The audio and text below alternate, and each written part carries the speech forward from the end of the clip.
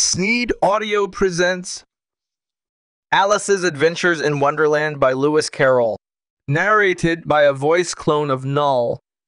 Chapter 1, Down the Rabbit Hole. Alice was beginning to get very tired of sitting by her sister on the bank, and of having nothing to do. Once or twice she had peeped into the book her sister was reading, but it had no pictures or conversations in it, and what is the use of a book, thought Alice, without pictures or conversations? So she was considering in her own mind, as well as she could, for the hot day made her feel very sleepy and stupid, whether the pleasure of making a daisy chain would be worth the trouble of getting up and picking the daisies when suddenly a white rabbit with pink eyes ran close by her. There was nothing so very remarkable in that, nor did Alice think it so very much out of the way to hear the rabbit say to itself, oh dear, I shall be late." When she thought it over afterwards, it occurred to her that she ought to have wondered at this. But when the rabbit actually took a watch out of its waistcoat pocket and looked at it and then hurried on, Alice started to her feet. For it flashed across her mind that she had never before seen a rabbit with either a waistcoat pocket or a watch to take out of it. And burning with curiosity, she ran across the field after it, and fortunately was just in time to see it pop down a large rabbit hole under the hedge. In another moment, down went Alice after it, never once considering how in the world she was to get out again. The rabbit hole went straight on like a tunnel for some way, and then dipped suddenly down. So suddenly that Alice had not a moment to think about stopping herself before she found herself falling down a very deep well. Either the well was very deep, or she fell very slowly, for she had plenty of time as she went down to look about her and to wonder what was going to happen next. First, she tried to look down and make out what she was coming to, but it was too dark to see anything. Then she looked at the sides of the well and noticed that they were filled with cupboards and bookshelves. Here and there she saw maps and pictures hung upon pegs. She took down a jar from one of the shelves as she passed. It was labeled orange marmalade, but to her great disappointment, it was empty. She did not like to drop the jar for fear of killing somebody underneath, so managed to put it into one of the cupboards as she fell past it. Well, thought Alice to herself after such a fall as this, I shall think nothing of tumbling downstairs. How brave they'll all think me at home. Why, I wouldn't say anything about it, even if I fell off the top of the house, which was very likely true. Down, down, down! With the fall, never's come to an end. I wonder how many miles I've fallen by this time, she said aloud. I must be getting somewhere near the center of the earth. Let me see. That would be 4,000 miles down, I think. For you see, Alice had learnt several things of this sort in her lessons in the schoolroom. And though this was not a very good opportunity for showing off her knowledge, as there was no one to listen to her, still it was good practice to say it over. Yeah, that's about the right distance, but then I wonder what latitude or longitude I've got to. Alice had no idea what latitude was, or longitude either, but thought they were nice grand words to say. Presently, she began again, I wonder if I shall fall right you through the earth. How funny it'll seem to come out among the people that walk with their heads downward. The antipathies, I think. She was rather glad there. It was no one listening this time, as it didn't sound at all the right word. But I shall have to ask them what the name of the country is, you know. Please, Mom, is this New Zealand or Australia? And she tried to curtsy as she spoke, fancy curtsying as you're falling through the air. Do you think you could manage it? And what an ignorant little girl she'll think me for asking. No, it'll never do to ask. Perhaps I shall see it written up somewhere. Down, down, down. There was nothing else to do, so Alice soon began talking again. Dinah will miss me very much tonight, I should think. Dinah was the cat. I hope they'll remember her saucer of milk at tea time. Dinah, my dear, I wish you were down here with me. There are no mice in the air, I'm afraid, but you might catch a bat, and that's very like a mouse, you know. But do cats eat bats, I wonder? And here, Alice began to get rather sleepy, and went on saying to herself in a dreamy sort of way, do cats eat bats? Do cats eat bats? And sometimes do bats eat cat? For you see, as she couldn't answer either question, it didn't much matter which way she put it. She felt that she was dozing off and had just begun to dream that she was walking hand in hand with Dinah. And saying to her very earnestly, now, Dinah, tell me the truth. Did you ever eat a bat? When suddenly, thump, thump, down she came upon a heap of sticks and dry leaves, and the fall was over. Alice was not a bit hurt, and she jumped up onto her feet in a moment. She looked up, but it was all dark overhead. Before her was another long passage, and the white rabbit was still in sight, hurrying down it. There was not a moment to be lost. Away went Alice like the wind, and was just in time to hear it say, as it turned a corner, oh, my ears and whiskers! How late it's getting! She was close behind it when she turned the corner, but the rabbit was no longer to be seen. She found herself in a long, low hall, which was lit up by a row of lamps hanging from the roof. There were doors all around the hall, but they were all locked. And when Alice had been all the way down one side and up the other, trying every door, she walked sadly down the middle, wondering how she was ever to get out again. Suddenly, she came upon a little three-legged table, all made of solid glass. There was nothing on it except a tiny golden key, and Alice's first thought was that it might belong to one of the doors of the hall. But alas, either the locks were too large or the key was too small, but at any rate, it would not open any of them. However, on the second time round, she came upon a low curtain she had not noticed before, and behind it was a little door about 15 inches high. She tried the little golden key in the lock, and to her great delight, it fitted. Alice opened the door and found that it led into a small passage, not much larger than a rat hole. She knelt down and looked along the passage into the loveliest garden you ever saw.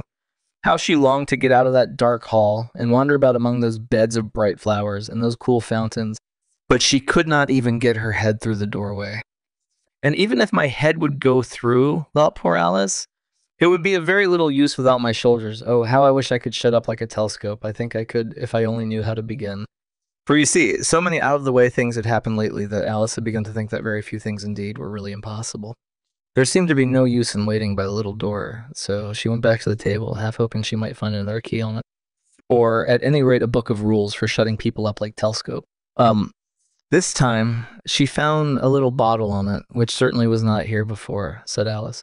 And round the neck of the bottle was a paper label with the words "Drink Me" beautifully printed on it in large letters. It was all very well to say "Drink Me," but the wise little Alice was not going to do that in a hurry. No, I'll look first, she said, and see whether it's marked or not, for she had read several nice little histories about children who had got burnt and eaten up by wild beasts and other unpleasant things, all because they would not remember the simple rules their friends had taught them. Such as that a red-hot poker will burn you if you hold it too long, and that if you cut your finger very deeply with a knife, it usually bleeds. And she had never forgotten that if you drink much from a bottle marked poison, it is almost certain to disagree with you, sooner or later.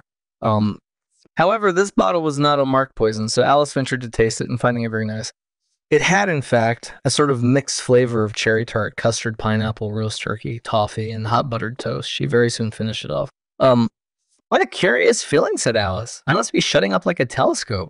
And so it was indeed. She was now only 10 inches high, and her face brightened up at the thought that she was now the right size for going through the little door into that lovely garden.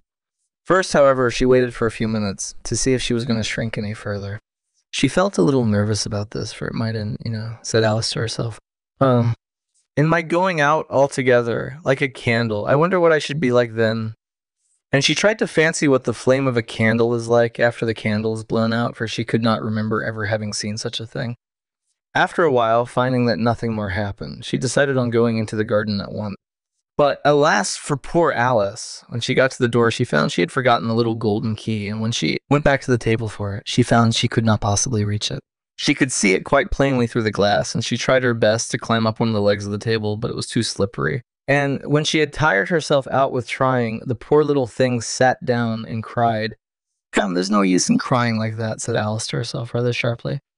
"I advise you to leave off this minute." She generally gave herself very good advice, though she very seldom followed it.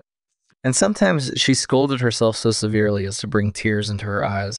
And once she remembered trying to box her own ears for having cheated herself in a game of croquet she was playing against herself, for this curious child was very fond of pretending to be two people.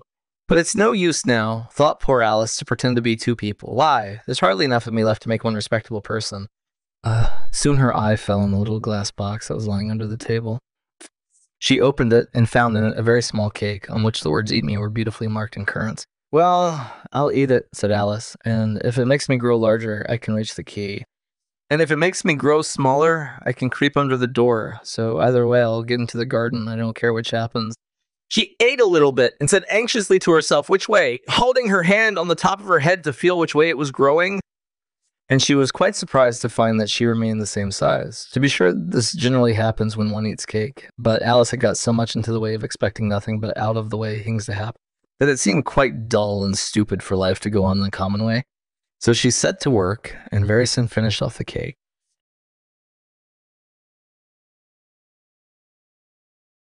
Pool of tears.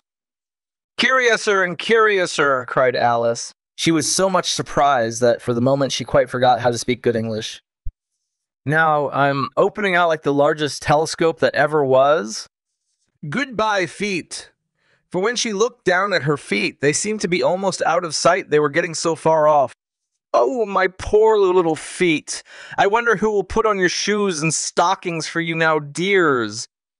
I'm sure I shan't be able. I shall be a great deal too far off to trouble myself about you. You must manage the best way you can, but I must be kind to them, thought Alice. Or perhaps they won't walk the way I want to go. Let me see. I'll give them a new pair of boots every Christmas. And she went on planning to herself how she would manage it. They must go by the carrier, she thought. And how funny it'll seem, sending presents to one's own feet. And how odd the directions will look. Alice's right foot esquire, hearthrug near the fender with Alice's love. What nonsense, I'm talking. Just then, her head struck against the roof of the hall. In fact, she was now more than 9 feet high, and she at once took up the little golden key and hurried off to the garden door. Poor Alice, it was as much as she could do, lying down on one side to look through into the garden with one eye. But to get through was more hopeless than ever. She sat down and began to cry again. You ought to be ashamed of yourself, said Alice. A great girl like you, she might well say this, to go on crying in this way. Stop this moment, I tell you. But she went on all the same, shedding gallons of tears until there was a large pool around her, about 4 inches deep and reaching half down the hall. After a time, she heard a little pattering of feet in the distance, and she hastily dried her eyes to see what was coming. It was the white rabbit returning, splendidly dressed, with a pair of white kid gloves in one hand and a large fan in the other. He came trotting along in a great hurry, muttering to himself as he came, "Oh, the Duchess! The Duchess! Oh, won't she be savage if I've kept her waiting?" Alice felt so desperate that she was ready to ask help of anyone. So when the rabbit came near her, she began in a low, timid voice, "If you please, sir." The rabbit started violently, dropped the white kid gloves and the fan, and scurried away into the darkness as hard as he could go. Alice took up the fan and gloves, and as the hall was very hot, she kept fanning herself all the time she went on talking. Dear, how queer everything is today, and yesterday things went on just as usual. I wonder if I've been changed in the night.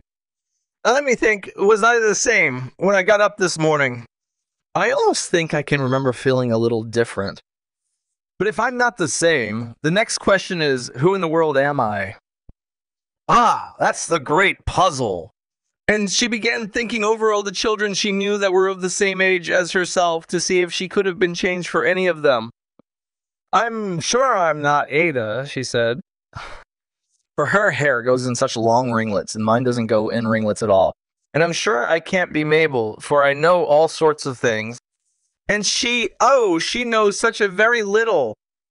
Besides, she's she and I'm I, oh dear, how puzzling it all is. I'll try if I know all the things I used to know. Let me see 4 times. 5 is 12, and 4 times 6 is 13, and 4 times 7 is, oh dear. I shall never get to 20 at that rate. However, the multiplication table doesn't signify. Let's try geography. London is the capital of Paris, and Paris is the capital of Rome, and Rome. No, that's all wrong. I'm certain I must have been changed for Mabel. I'll try and say, how doth the little...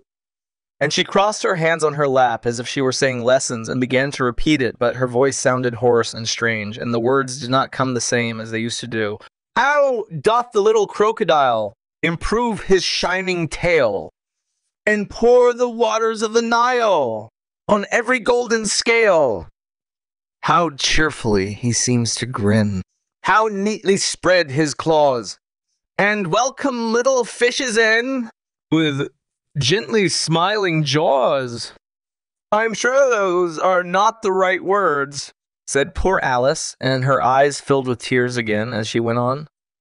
I must be Mabel after all, and I shall have to go and live in that poky little house and have next to no toys to play with, and ever so many lessons to learn.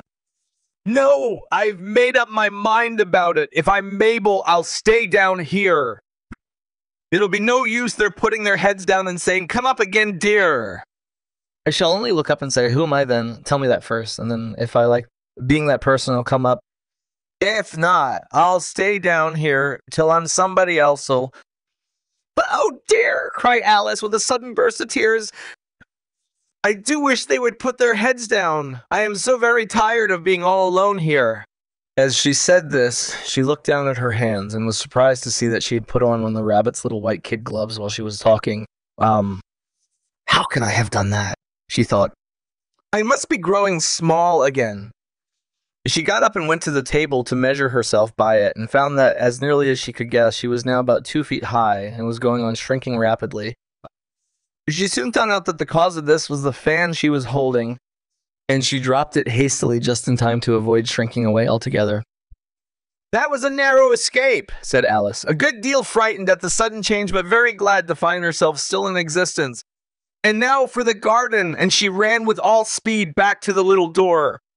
But alas, the little door was shut again, and the little golden key was lying on the glass table as before.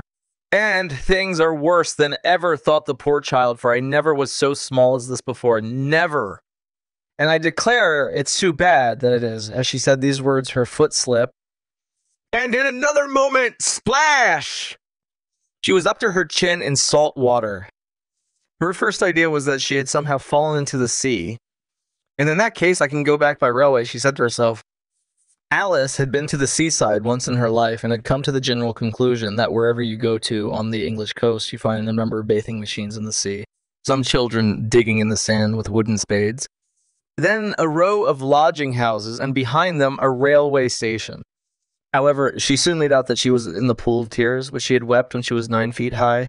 I wish I hadn't cried so much, said Alice, as she swam about, trying to find her way out. I shall be punished for it now, I suppose, by being drowned in my own tears. That will be a queer thing, to be sure. However, everything is queer today.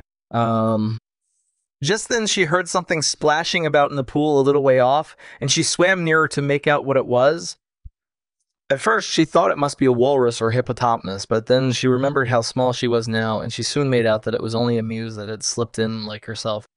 Would it be of any use now, thought Alice, to speak to this mouse? Everything is so out of the way down here that I should think very likely it can talk. At any rate, there's no harm in trying. So, she began to mouse, do you know the way out of this pool? I'm very tired of swimming about here, oh mouse. Alice thought this must be the right way of speaking to a mouse. She had never done such a thing before, but she remembered having seen in her brother's Latin grammar, a mouse. Of a mouse to a mouse, oh mouse. The mouse looked at her rather inquisitively and seemed to her to wink with one of its little eyes, but it said nothing. Perhaps it doesn't understand English, thought Alice. I hear, it's a French mouse, come over with William the Conqueror. For with all her knowledge of history, Alice had no very clear notion how long ago anything had happened. She began again. U.S. my chat, which was the first sentence in her French lesson book. The mouse gave a sudden leap out of the water and seemed to quiver all over with fright. Oh, I beg your pardon, cried Alice hastily, afraid that she had hurt the poor animal's feelings. Oh, I quite forgot you didn't like cats. What, like cats? Cried the mouse in a shrill, passionate voice. Would you like cats if you were me? Well, perhaps not, said Alice in a soothing tone. Don't be angry about it. And I wish I could show you our cat, Dinah. I think you take a fancy to cats if you could only see her. She is such a dear, quiet thing, Alice went on, half to herself as she swam lazily about in the pool. And she sits purring so nicely by the fire, licking her paws and washing her face. And she is such a nice, soft thing to nurse. And she's such a capital one for catching mice. Oh, I beg your pardon, cried Alice again. For this time, the mouse was bristling all over, and she felt certain it must be really offended. We won't talk about her anymore if you'd rather not. We indeed, cried the mouse, who was trembling down to the end of his tail. As if I would talk on such a subject. Our family always hated cats, nasty, low, vulgar things. Don't let me hear the name again. I won't indeed, said Alice in a great hurry to change the subject of conversation. Are you fond of Dogs. The mouse did not answer, so Alice went on eagerly. There is such a nice little dog near our house. I should like to show you. A little bright-eyed terrier, you know, with, oh, such long curly brown hair. And it'll fetch things when you throw them, and it'll sit up and beg for its dinner, and all sorts of things. I can't remember half of them. And it belongs to a farmer, you know, and he says it's so useful, it's worth 100 pounds. He says it kills all the rats, and oh dear, cried Alice in a sorrowful tone. I'm afraid I've offended it again, for the mouse was swimming away from her as hard as it could go and making quite a commotion in the pool as it went. So she called softly after it, Mouse dear, do come back again, and we won't talk about cats or dogs either if you don't like them. When the mouse heard this, it turned round and swam slowly back to her. Its face was quite pale, with passion, Alice thought. And it said in a low, trembling voice, let us get to the shore, and then I'll tell you my history, and you'll understand why it is I hate cats and dogs. It was high time to go, for the pool was getting quite crowded with the birds and animals that had fallen into it. There were a duck and a doe, a lory and an eaglet, and several other curious creatures. Alice led the way, and the whole party swam to the shore.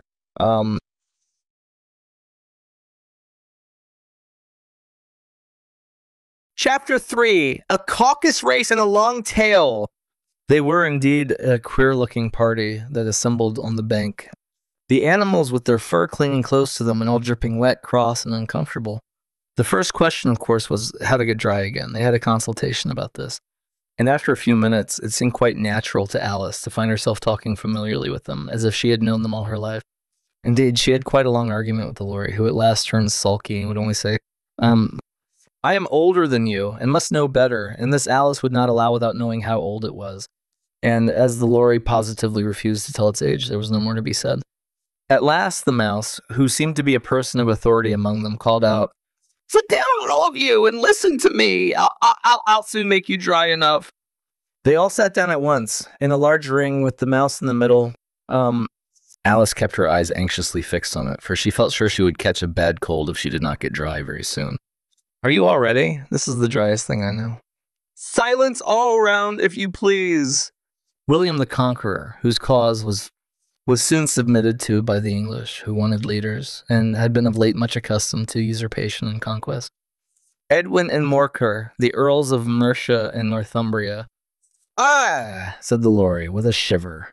I beg your pardon, said the mouse, frowning, but very politely. Did you speak? Not I, said the lory hastily. I thought you did, said the mouse. I proceed. Edwin and Morcar, the Earls of Mercia and Northumbria, declared for him, and even Stigand, the patriotic Archbishop of Canterbury, found it invisible. Found what? Said the duck. Found it, the mouse replied rather crossly. Of course, you know what it means. I know what it means well enough when I find a thing, said the duck. It's generally a frog or a worm. The question is, what did the Archbishop find? The mouse did not notice this question, but hurriedly went on. Found it invisible to go with Edgar Atheling to meet William and offer him the crown. William's conduct at first was moderate, but the insolence of his Normans. How are you getting on now, my dear? It continued, turning to Alice as it spoke. As wet as ever, said Alice in a melancholy tone. It doesn't seem to dry me at all. In that case, said the dodo solemnly, rising to its feet, I move that the meeting adjourn, for the immediate adoption of more energetic remedies. Speak English, said the eaglet. I don't know the meaning of half those long words, and what's more, I don't believe you do either. And the eaglet bent down its head to hide a smile. Some of the other birds tittered audibly. What I was going to say, said the dodo in an offended tone, was that the best thing to get us dry would be a caucus race. What isn't a caucus race, said Alice. Not that she wanted much to know. But the dodo had paused, as if it thought that somebody ought to speak, and no one else seemed inclined to say anything. Why, said the dodo, the best way to explain it is to do it. And as you might like to try the thing yourself some winter day, I will tell you how the dodo managed it. First, it marked out a race course in a sort of circle. The exact shape doesn't matter. It said, and then all the party were placed along the course, here and there. There was no 1, 2, 3, and away, but they began running when they liked, and left off when they liked, so that it was not easy to know when the race was over. However, when they had been running half an hour or so, and were quite dry again, the dodo suddenly called out, The race is over, and they all crowded round it, panting and asking, but who has won? This question the dodo could not answer without a great deal of thought, and it sat for a long time with one finger pressed upon its forehead, the position in which you usually see Shakespeare in the pictures of him, while the rest waited in silence. At last the dodo said, "Everybody has won, and all must have prizes." "But who is to give the prizes?" quite a chorus of voices asked. "Why, Ishem, of course," said the dodo, pointing to Alice with one finger. And the whole party at once crowded round her, calling out in a confused way, "Prizes! Prizes!" Alice had no idea what to do, and in despair she put her hand in her pocket and pulled out a box of comfits. Luckily the salt water had not gotten to it, and handed them round as prizes. There was exactly one apiece, all round. "But she must have a prize herself, you know," said the mouse. Of course the dodo replied very gravely. "What else have you got in your pocket?" he went on, turning to Alice. "Only a thimble," said Alice sadly. "Hand it over here," said the dodo. Then they all crowded around her once more, while the dodo solemnly presented the thimble, saying, "We beg your acceptance of this elegant thimble." And when it had finished this short speech, they all cheered.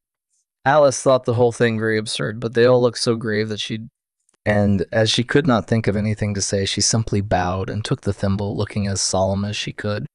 The next thing was to eat the comfits. This caused some noise and confusion, and as the large birds complained that they could not taste theirs, and the small ones choked and had to be patted on the back. However, it was over at last, and they sat down again in a ring and begged the mouse to tell them something more. "You promised to tell me your history, you know," said Alice. "And why it is you hate C and D," she added in a whisper, half afraid that it would be offended again. "Mine is a long and a sad tale," said the mouse, turning to Alice and sighing. "It is a long tale, certainly," said Alice, looking down with wonder at the mouse's tail.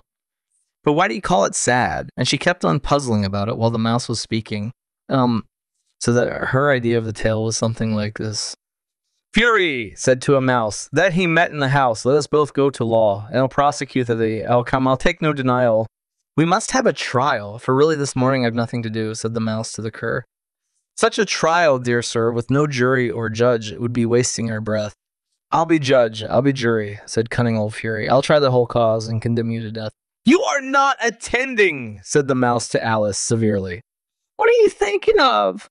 "I beg your pardon," said Alice very humbly. "You had got to the fifth bend, I think." "I had not!" cried the mouse sharply and very angrily.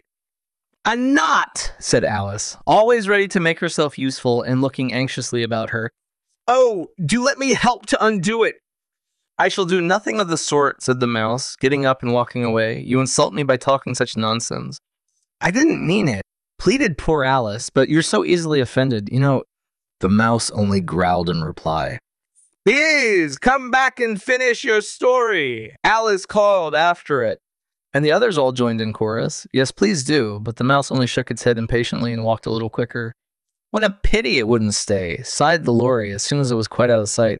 And an old crab took the opportunity of saying to her daughter, "My dear, let this be a lesson to you never to lose your temper." "Hold your tongue, ma," said the young crab, a little snappishly. "You're enough to try the patience of an oyster." "I wish I had our Dinah here. I know I do," said Alice aloud, addressing nobody in particular. "She'd soon fetch it back." "And who is Dinah, if I might venture to ask the question?" said the lory. Alice replied eagerly, for she was always ready to talk about her pet. "Dinah's our cat, and she's such a capital one for catching mice, you can't. And oh, I wish you could see her after the birds. Why, she'll eat a little bird as soon as look at it." This speech caused a remarkable sensation among the party. Some of the birds hurried off at once. One old magpie began wrapping itself up very carefully, remarking, "I really must be getting home. The night air doesn't suit my throat." And a canary called out in a trembling voice to its children, "Come away, my dears. It's high time you were all in bed." On various pretexts, they all moved off, and Alice was soon left alone. "I wish I hadn't mentioned Dinah," she said to herself in a melancholy tone. "Nobody seems to like her down here, and I'm sure she's the best cat in the world. Oh, my dear Dinah, I wonder if I shall ever see you any more." And here poor Alice began to cry again, for she felt very lonely and low-spirited. In a little while, however, she again heard a little pattering of footsteps in the distance, and she looked up eagerly, half hoping that the mouse had changed his mind and was coming back to finish his story.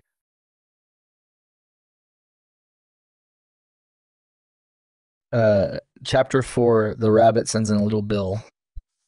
It was the white rabbit trotting slowly back again and looking anxiously about as it went, as if it had lost something.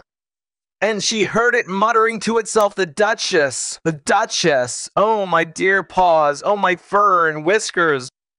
She'll get me executed. As sure as ferrets are ferrets, where can I have dropped them, I wonder?" Alice guessed in a moment that it was looking for the fan and the pair of white kid gloves, and she very good-naturedly began hunting about for them, but they were nowhere to be seen. Everything seemed to have changed since her swim in the pool, and the great hall with the glass table and the little door had vanished completely.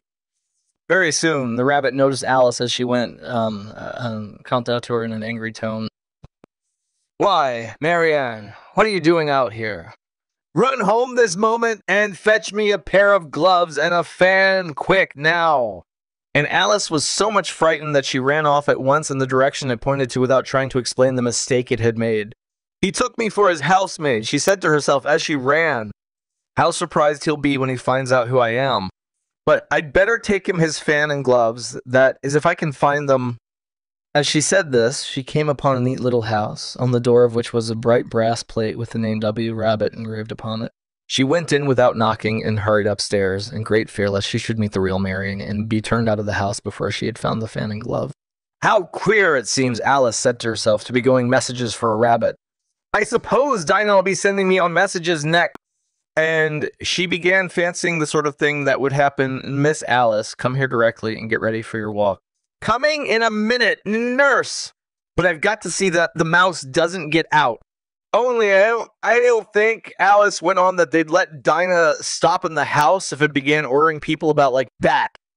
By this time, she had found her way into a tidy little room with a table in the window, and on it, as she had hoped, a fan and 2 or 3 pairs of tiny white kid gloves. She took up the fan and the pair of the gloves and was just going to leave the room when her eye fell upon a little bottle that stood near the looking glass. There was no label this time with the words "drink me," but nevertheless, she uncorked it and put it to her lips. "I know something interesting is sure to happen," she said to herself, "whenever I eat or drink anything, so I'll just see what this bottle does. I do hope it'll make me grow large again, for really, I'm quite tired of being such a tiny little..." It did so indeed, and much sooner than she had expected. Before she had drunk half the bottle, she found her head pressing against the ceiling and had to stoop to save her neck from being broken. She hastily put down the bottle, saying to herself, "That's quite enough. I hope I shan't grow any more. As it is, I can't get out at the door. I do wish I hadn't drunk. Alas, it was too late to wish that."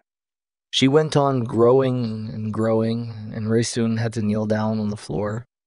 In another minute, there was not even room for this, and she tried the effect of lying down with one elbow against the door and the other arm curled round her head. Still she went on growing, and as a last resource, she put one arm out of the window and one foot up the chimney, and said to herself, "Now I can do no more. Whatever happens, what will become of me?" Luckily for Alice, the little magic bottle had now had its full effect, and she grew no larger. Still, it was very uncomfortable, and as there seemed to be no sort of chance of her ever getting out of the room again, no wonder she felt unhappy. It was much pleasanter at home, thought poor Alice, when one wasn't always growing larger and smaller and being ordered about by mice and rabbits. I almost wish I hadn't gone down that rabbit hole, and it's rather curious, this sort of life. I wonder what could have happened to me. When I used to read fairy tales, I fancied that kind of thing never happened, and now here I am in the middle of one. There ought to be a book written about me, that there ought. And when I grow up, I'll write one, but I'm grown up now, she added in a sorrowful tone. At least there's no room to grow up anymore here. But then thought Alice, shall I never get any older than I am now? That'll be a comfort one way, never to be an old woman, but then always to have lessons to learn. Oh, I shouldn't like that.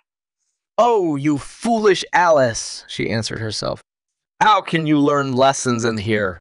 Why, there's hardly room for you, and no room at all for any lesson book. And so she went on taking first one side and then the other, and making quite a conversation of it altogether. But after a few minutes, she heard a voice outside and stopped to listen. Marianne, Marianne, said the voice. Fetch me my gloves this moment. Then came a little pattering of feet on the stairs. Alice knew it was the rabbit coming to look for her, and she trembled till she shook the house, quite forgetting that she was now about 1,000 times as large as the rabbit and had no reason to be afraid of it. Presently, the rabbit came up to the door and tried to open it. But as the door opened inwards and Alice's elbow was pressed hard against it, that attempt proved a failure. Alice heard it say to itself, "Then I'll go around and get in at the window."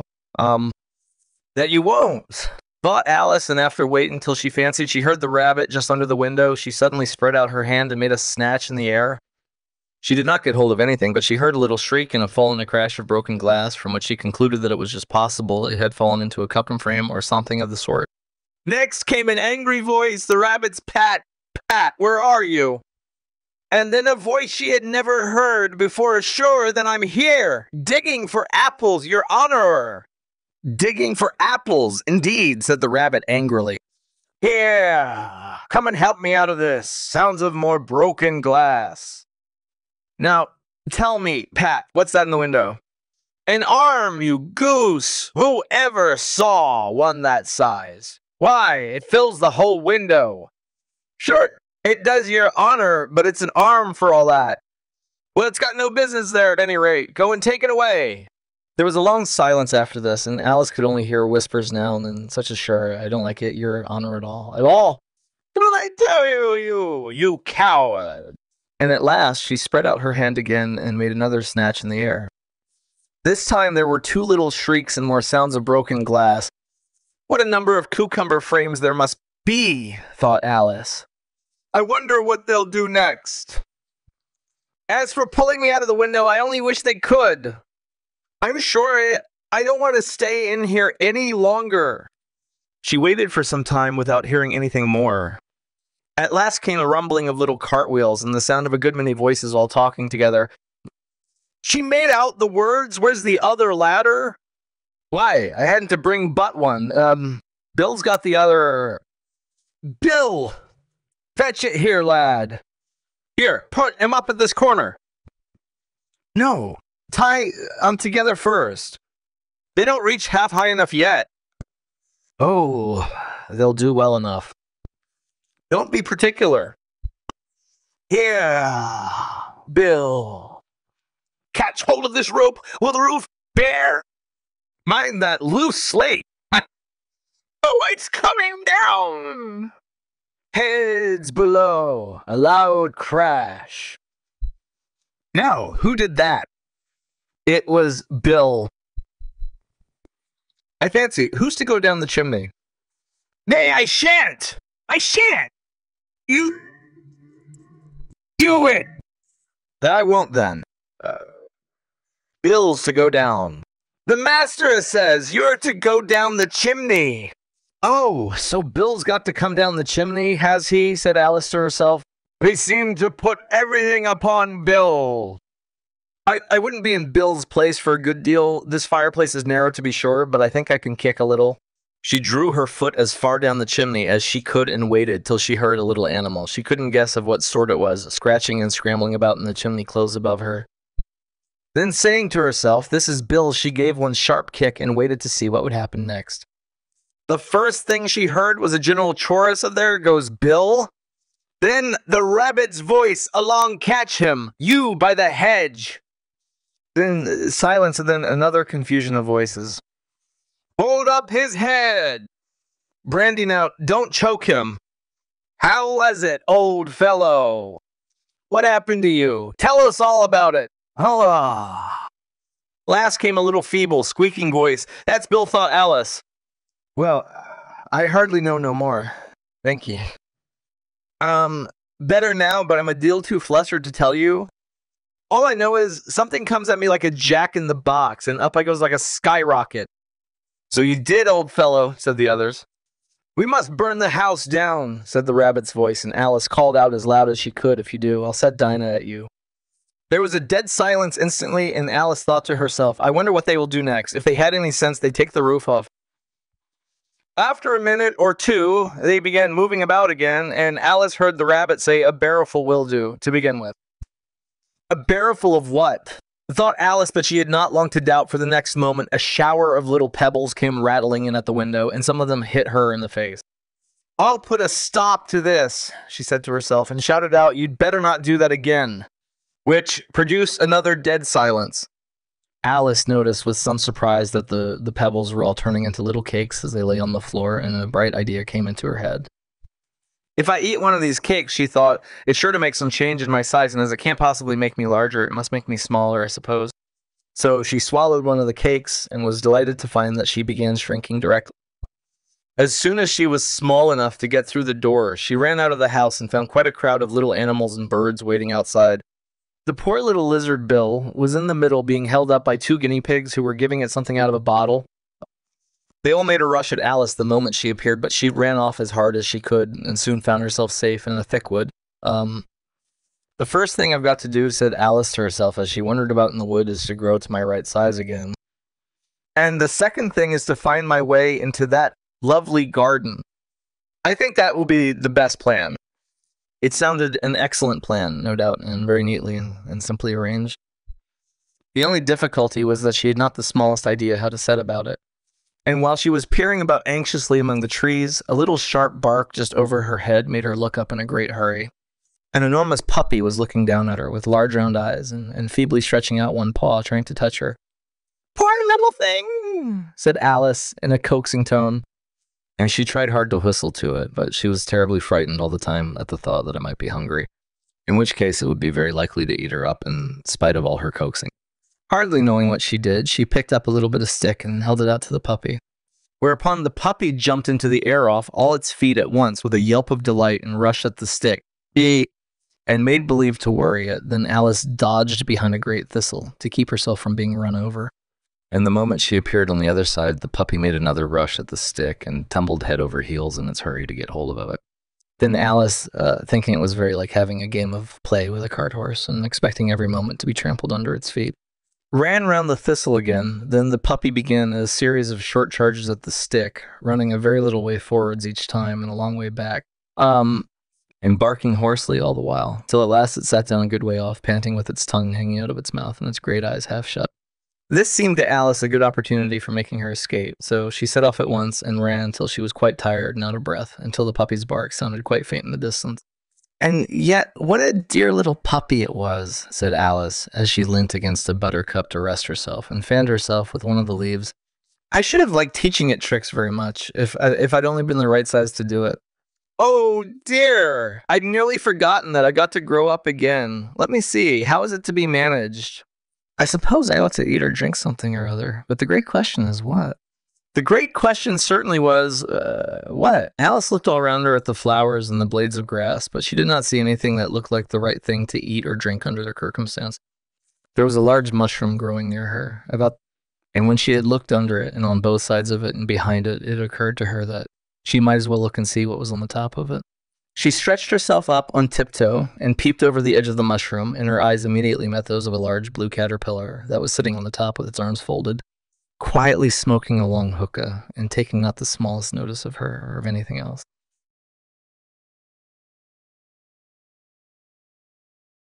Chapter 5. Advice from a Caterpillar. The caterpillar and Alice looked at each other for some time in silence. At last, the caterpillar took the hookah out of its mouth and addressed her in a languid, sleepy voice. Who are you?" said the caterpillar. This was not an encouraging opening for a conversation. Alice replied rather shyly, I hardly know, sir, just at present. At least I know who I was when I got up this morning, but I think I must have been changed several times since then." "What do you mean by that?" said the caterpillar sternly. "Explain yourself." "I can't explain myself, I'm afraid, sir," said Alice, "because I'm not myself, you see." I don't see," said the caterpillar. "I'm afraid I can't put it more clearly," Alice replied very politely, "for I can't understand it myself to begin with, and being so many different sizes in a day is very confusing." It isn't," said the caterpillar. "Well, perhaps you haven't found it so yet," said Alice, "but when you have to turn into a chrysalis, you will someday, you know. And then after that into a butterfly, I should think you'll feel it a little queer, won't you?" "Not a bit," said the caterpillar. "Well, perhaps your feelings may be different," said Alice. "All I know is it would feel very queer to me." "You," said the caterpillar contemptuously, "who are you?" Which brought them back again to the beginning of the conversation. Alice felt a little irritated that the caterpillar was making such very short remarks, and she drew herself up and said very gravely, I think, "You ought to tell me who you are first." "Why?" said the caterpillar. Here was another puzzling question, and as Alice could not think of any good reason, and as the caterpillar seemed to be in a very unpleasant state of mind, she turned away. I come back! The caterpillar called after him. I have something important to say. This sounded promising, certainly. Alice turned and came back again. I keep your temper, said the caterpillar. Is that all? Said Alice, swallowing down her anger as well as she could. Hey, no, said the caterpillar. Alice thought she might as well wait, as she had nothing else to do, and perhaps after all it might tell her something worth hearing. For some minutes it puffed away without speaking, but at last it unfolded its arms, took the hook out of its mouth again, and said, You think you're changed, do you? I'm afraid I am, sir, said Alice. I can't remember things as I used, and I don't keep the same size for 10 minutes together. I can't remember what things, said the caterpillar. Well, I've tried to say how doth the little busy bee, but it all came different. Alice replied in a very melancholy voice. Repeat, you are old, Father William, said the caterpillar. Alice folded her hands and began. You are old, Father William, the young man said, and your hair has become very white, and yet you incessantly stand on your head. Do you think at your age it is right?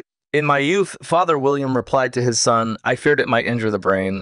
But now that I'm perfectly sure I have none, why, I do it again and again. You are old, said the youth, as I mentioned before, and have grown most uncommonly fat, yet you turned a back somersault in at the door. Pray, what is the reason of that? In my youth, said the sage, as he shook his grey locks, I kept all my limbs very supple. By the use of this ointment, 1 shilling the box, allow me to sell you a cup.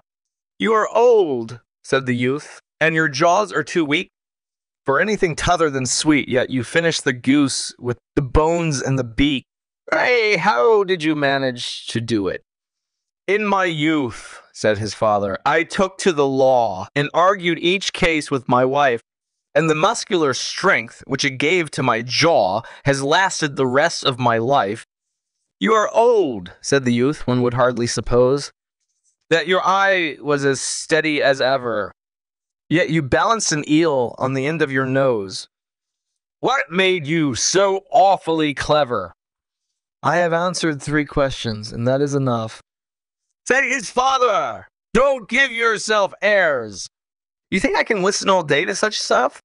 Be off, or I'll kick you downstairs. That is not said right, said the caterpillar. Not quite right, I'm afraid, said Alice timidly. Some of the words have got altered. It is wrong from beginning to end, said the caterpillar decidedly, and there was silence for some minutes. The caterpillar was the first to speak. What size do you want to be, it asked. Oh, I'm not particular as to size, Alice hastily replied. Only one doesn't like changing so often, you know. I don't know, said the caterpillar. Alice said nothing. She had never been so much contradicted in her life before, and she felt that she was losing her temper. Are you content now? Said the caterpillar. Well, I should like to be a little larger, sir, if you wouldn't mind, said Alice. 3 inches is such a wretched height to be.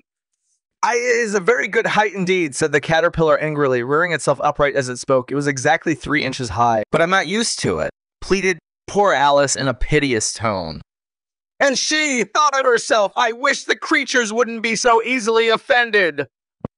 You'll get used to it in time, said the caterpillar, and it put the hookah into its mouth and began smoking again. This time, Alice waited patiently until it chose to speak again. In a minute or two, the caterpillar took the hookah out of its mouth and yawned once or twice and shook itself.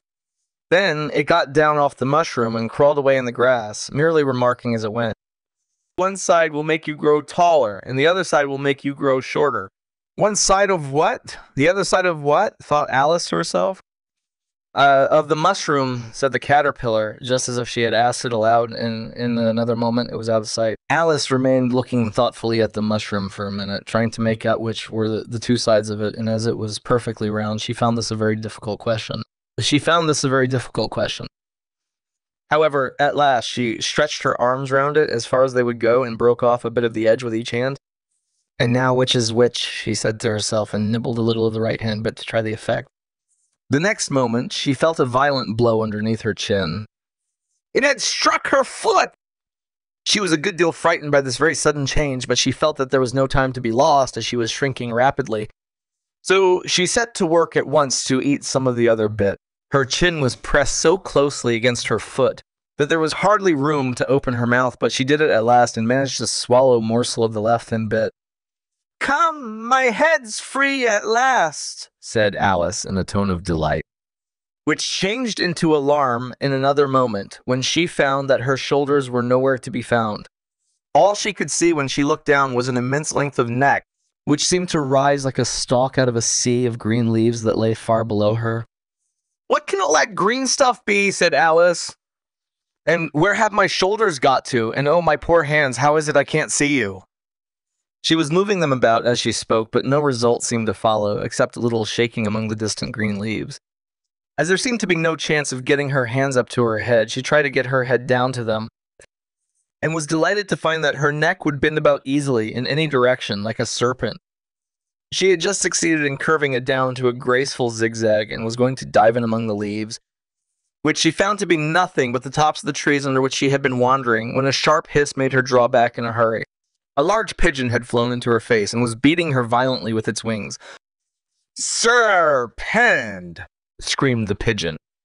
"I'm not a serpent," said Alice indignantly. "Let me alone." "Serpent, I say again," repeated the pigeon, but in a more subdued tone, and added with a kind of sob, "I've tried every way, and nothing seems to suit them." "I haven't the least idea what you're talking about," said Alice.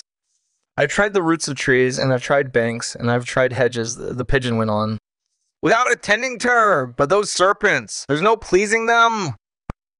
Alice was more and more puzzled, but she thought there was no use in saying anything more till the pigeon had finished. "As if it wasn't trouble enough hatching the eggs," said the pigeon, "but I must be on the lookout for serpents night and day. Why, I haven't had a wink of sleep these 3 weeks. "I'm very sorry you've been annoyed," said Alice, who was beginning to see its meaning. "And just as I'd taken the highest tree in the wood," continued the pigeon, raising its voice to a shriek, "and just as I was thinking I should be free of them at last, they must needs come wriggling down from the sky." Serpent. "But I'm not a serpent, I tell you," said Alice. I'm a, "Well, what are you?" said the pigeon. "I can see you're trying to invent something." I'm a little girl," said Alice, rather doubtfully, as she remembered the number of changes she had gone through that day. "A likely story indeed," said the pigeon in a tone of the deepest contempt. "I've seen a good many little girls in my time, but never one with such a neck as that. No, you're a serpent, and there's no use denying it. I suppose you'll be telling me next that you never tasted an egg." "I have tasted eggs, certainly," said Alice, who was a very truthful child. "But little girls eat eggs quite as much as serpents do, you know." "I don't believe it," said the pigeon, "but if they do, why then they're a kind of serpent. That's all I can say." This was such a new idea to Alice that she was quite silent for a minute or two, which gave the pigeon the opportunity of adding, "You're looking for eggs, I know that well enough, and what does it matter to me whether you're a little girl or a serpent?" "It matters a good deal to me," said Alice hastily. "But I'm not looking for eggs, as it happens, and if I was, I shouldn't want yours. I don't like them raw." "Well, be off then," said the pigeon in a sulky tone, as it settled down again to its nest. Alice crouched down among the trees as well as she could, for her neck kept getting entangled among the branches, and every now and then she had to stop and untwist it. After a while, she remembered that she still held the pieces of mushroom in her hands, and she set to work very carefully, nibbling first at one and then at the other, and growing sometimes taller and sometimes shorter, until she had succeeded in bringing herself down to her usual height. It was so long since she'd been anything near the right size that it felt quite strange at first, but she got used to it in a few minutes and began talking to herself as usual. "There's half my plan done now. How puzzling all these changes are. I'm never sure what I'm going to be from one minute to another. However, I've got back to my right size. The next thing is to get into that beautiful garden. How is that to be done, I wonder?" As she said this, she came suddenly upon an open place with a little house in it about 4 feet high. "Whoever lives there," thought Alice, "it'll never do to come upon them this size. Why, I should frighten them out of their wit." So she began nibbling at the Rythan bit again, and did not venture to go near the house till she had brought herself down to 9 inches high.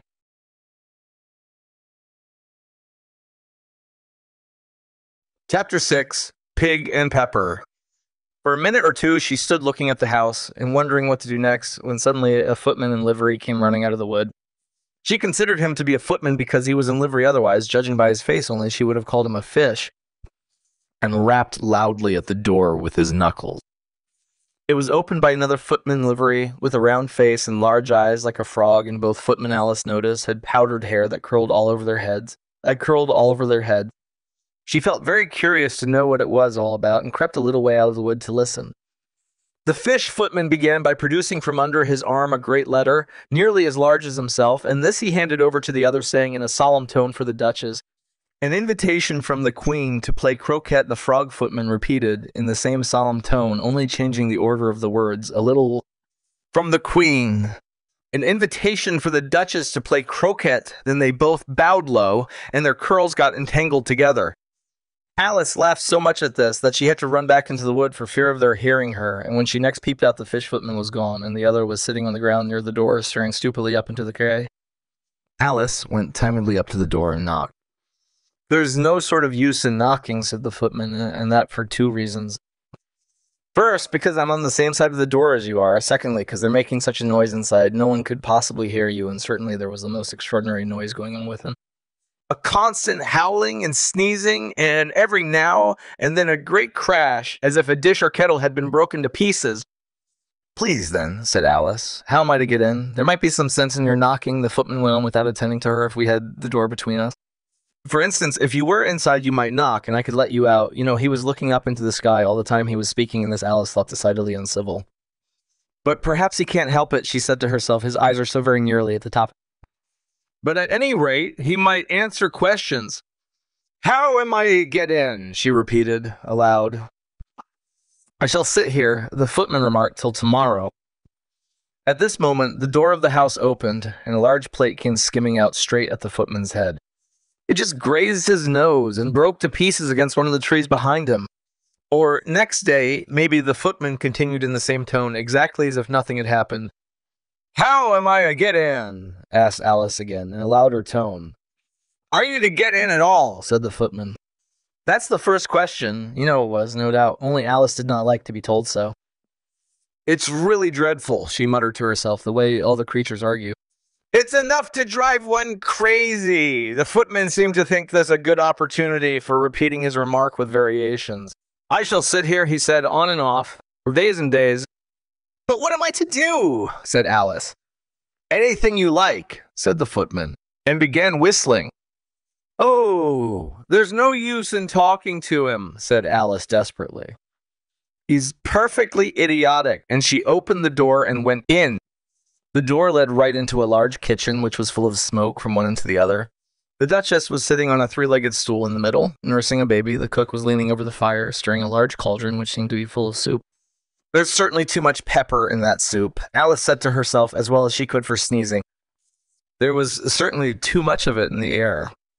Even the Duchess sneezed occasionally, and as for the baby, it was sneezing and howling alternately without a moment's pause. The only things in the kitchen that did not sneeze were the cook and a large cat which was sitting on the hearth and grinning from ear to ear.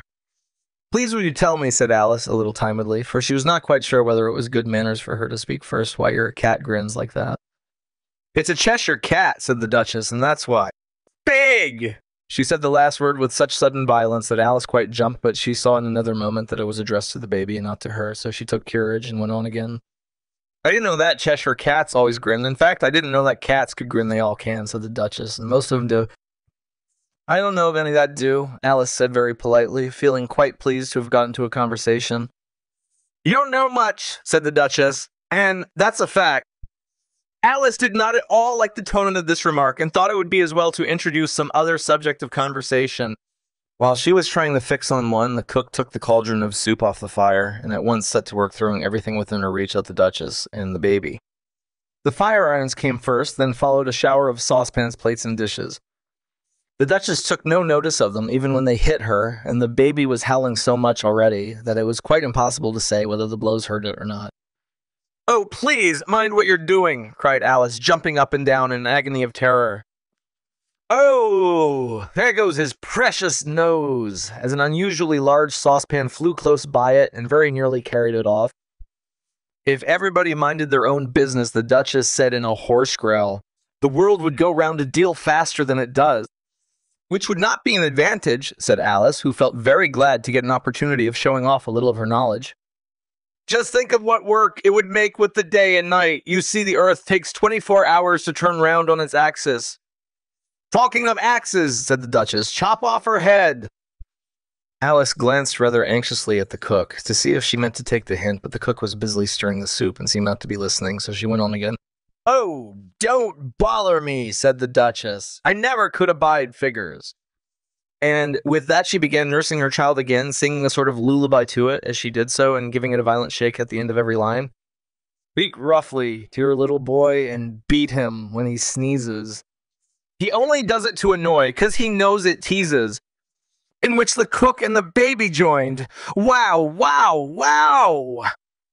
While the Duchess sang the second verse of the song, she kept tossing the baby violently up and down, and the poor little thing howled so that Alice could hardly hear the words. I speak severely to my boy. I beat him when he sneezes, for he can thoroughly enjoy the pepper when he pleases. Here, you may nurse it a bit if you like, the Duchess said to Alice, flinging the baby at her as she spoke. I must go and get ready to play croquet with the Queen, and she hurried out of the room. The cook threw a frying pan after her as she went out, but it just missed her. Alice caught the baby with some difficulty, as it was a queer-shaped little creature and held out its arms and legs in all directions, just like a starfish, thought Alice. The poor little thing was snorting like a steam engine when she caught it and kept doubling itself up and straightening itself out again, so that altogether for the first minute or two it was as much as she could do to hold it. As soon as she had made out the proper way of nursing it, which was to twist it up into a sort of knot and then keep tight hold of its right ear and left foot so as to prevent its undoing itself, he carried it out into the pen air. If I don't take this child away with me, thought Alice, they're sure to kill it in a day or two. Wouldn't it be murder to leave it behind? She said the last words out loud, and the little thing grunted in reply. It had left off sneezing by this time. Don't grunt, said Alice. That's not at all a proper way of expressing yourself. The baby grunted again, and Alice looked very anxiously into its face to see what was the matter with it. There could be no doubt that it had a very turn-up nose, much more like a snout than a real nose. Also, its eyes were getting extremely small for a baby. Altogether, Alice did not like the look of the thing at all. But perhaps it was only sobbing, she thought, and looked into its eyes again to see if there were any tears. No, there were no tears. If you're going to turn into a pig, my dear, said Alice seriously, I'll have nothing more to do with you. Mine now! The poor little thing sobbed again, or grunted, it was impossible to say which, and they went on for some while in silence. Alice was just beginning to think to herself, now, what am I to do with this creature when I get it home, when it grunted again so violently that she looked down into its face in some alarm. This time there could be no mistake about it.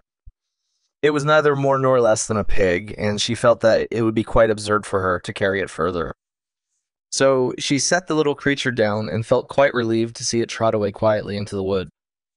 If it had grown up, she said to herself, it would have made a dreadfully ugly child. But it makes rather a handsome pig, I think, and she began thinking over other children she knew, who might do very well as pigs, and was just saying to herself if one only knew the right way to change them. When she was a little startled by seeing the Cheshire Cat sitting on a bough of a tree a few yards off. The cat only grinned when it saw Alice. It looked good-natured, she thought. Still, it had very long claws and a great many teeth, so she felt that it ought to be treated with respect. Cheshire Puss, she began rather timidly, as she did not at all know whether it would like the name. However, it only grinned a little wider. Come, it's pleased so far, thought Alice, and she went on. Would you tell me, please, which way I ought to go from here? That depends a good deal on where you want to get to, said the cat. I don't much care where, said Alice. Then it doesn't matter which way you go, said the cat. Oh, long as I get somewhere, Alice added as an explanation. You're sure to do that, said the cat. If you only walked long enough. Alice felt that this could not be denied, so she tried another question. What sort of people live about here? In that direction, the cat said, waving its right paw around, lives a hatter. And in that direction, waving the other paw, lives a March hare. Visit either you like, they're both mad. But I don't want to go among mad people, Alice remarked. Oh, you can't help that, said the cat. We're all mad here. I'm mad. You're mad. How do you know I'm mad? Said Alice. You must be, said the cat, or you wouldn't have come here. Alice didn't think that proved it at all. However, she went on, how do you know that you're mad? So, begin with, said the cat. A dog's not mad. You grant that. I suppose so, said Alice. Well, then, the cat went on, you see, a dog growls when it's angry and wags its tail when it's pleased. Now I growl when I'm pleased and wag my tail when I'm angry. Therefore, I'm mad. I'd call it purring, not growling, said Alice. Call it what you like, said the cat. Do you play croquet with the queen today? I should like it very much, said Alice, but I haven't been invited yet. You'll see me there, said the cat, and vanished. Alice was not much surprised at this. She was getting so used to queer things happening. While she was looking at the place where it had been, it suddenly appeared again. Bye, what became of the baby? Said the cat. I'd nearly forgotten to ask. It turned into a pig, Alice quietly said, just as if it had come back in a natural way. I thought it would, said the cat, and vanished again. Alice waited a little, half expecting to see it again, but it did not appear, and after a minute or two she walked on in the direction in which the March Hare was said to live. I've seen hatters before, she said to herself. The March Hare will be much the most interesting, and perhaps as this is May, it won't be raving mad. At least not so mad as it was in March. As she said this, she looked up, and there was the cat again, sitting on a branch of a tree. Did you say pig or fig? Said the cat. I said pig, replied Alice, and I wish you wouldn't keep appearing and vanishing so suddenly. You make one quite giddy. All right, said the cat, and this time it vanished quite slowly, beginning with the end of the tail and ending with the grin, which remained some time after the rest of it had gone. Well, I've often seen a cat without a grin, thought Alice, but a grin without a cat is the most curious thing I ever saw in my life. She had not gone much farther before she came in sight of the house of the March Hare. She thought it must be the right house, because the chimneys were shaped like ears, and the roof was thatched with fur. It was so large a house that she did not like to go nearer till she had nibbled some more of the left-hand bit of mushroom and raised herself to about 2 feet high. Even then, she walked up towards it rather timidly, saying to herself, suppose it should be raving mad after all. I almost wish I'd gone to see the Hatter instead.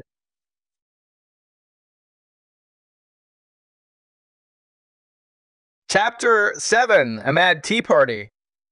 There was a table set out under a tree in front of the house, and the March Hare and the Hatter were having tea at it. The Dormouse was sitting between them, fast asleep, and the other two were using it as a cushion, resting their elbows on it and talking over its head. Very uncomfortable for the Dormouse, thought Alice, only as it's asleep, I suppose it doesn't mind.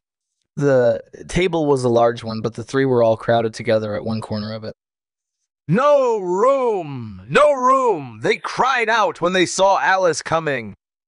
There's plenty of room, said Alice indignantly, and she sat down in a large armchair at one end of the table. Have some wine, the March Hare said in an encouraging tone. Alice looked all round the table, but there was nothing on it but tea. I don't see any wine, she remarked. There isn't any, said the March Hare. Then it wasn't very civil of you to offer it, said Alice angrily. It wasn't very civil of you to sit down without being invited, said the March Hare. I didn't know it was your table, said Alice. It's laid for a great many more than 3.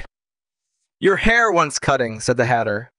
He had been looking at Alice for some time with great curiosity, and this was his first speech.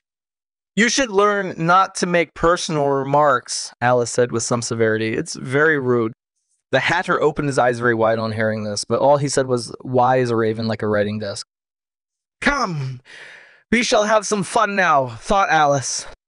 I'm glad they've begun asking riddles. I believe I can guess that, she added aloud. You mean that you think you can find out the answer to it, said the March Hare. Exactly so, said Alice. Then you should say what you mean. The March Hare went on. I do, Alice hastily replied at least. At least I mean what I say. That's the same thing, you know. Not the same thing a bit, said the Hatter. You might just as well say that I see what I eat is the same thing as I eat what I see. You might just as well say, added the March Hare, that I like what I get is the same thing as I get what I like. You might just as well say, added the Dormouse, who seemed to be talking in his sleep, that I breathe when I sleep is the same thing as I sleep when I breathe. It is the same thing with you, said the Hatter, and here the conversation dropped, and the party sat silent for a minute while Alice thought over all she could remember about Raven's and writing desk, which wasn't much. The Hatter was the first to break the silence. What day of the month is it? He said, turning to Alice. He had taken his watch out of his pocket and was looking at it uneasily, shaking it every now and then and holding it to his ear. Alice considered a little, and then said the fourth. I told you butter wouldn't suit the works, he added, looking angrily at the March Hare. It was the best butter, the March Hare meekly replied. Yeah, but some crumbs must have gotten as well, the Hatter grumbled. You shouldn't have put it in with the bread knife. The March Hare took the watch and looked at it gloomily. Then he dipped it into his cup of tea and looked at it again. But he could think of nothing better to say than his first remark. It was the best butter, you know. Alice had been looking over his shoulder with some curiosity. What a funny watch! It tells the day of the month and doesn't tell what o'clock it is. Why should it? Muttered the Hatter. Does your watch tell you what year it is? Of course not, Alice replied very readily. That's because it stays the same year for such a long time together, which is just the case with mine, said the Hatter. Alice felt dreadfully puzzled. The Hatter's remark seemed to have no sort of meaning in it, and yet it was certainly English. I don't quite understand you, she said, as politely as she could. The Dormouse is asleep again, said the Hatter, and he poured a little hot tea upon its nose. The Dormouse shook its head impatiently and said, without opening its eyes, of course, just what I was going to remark myself. Have you guessed the riddle yet? The Hatter said, turning to Alice again. No, I give it up, Alice replied.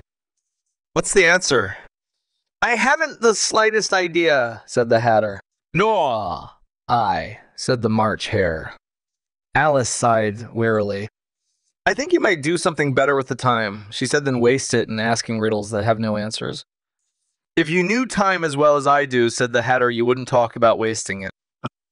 It's him. It's him. I don't know what you mean, said Alice. Of course you don't, the Hatter said, tossing his head contemptuously. I dare say you never even spoke to time.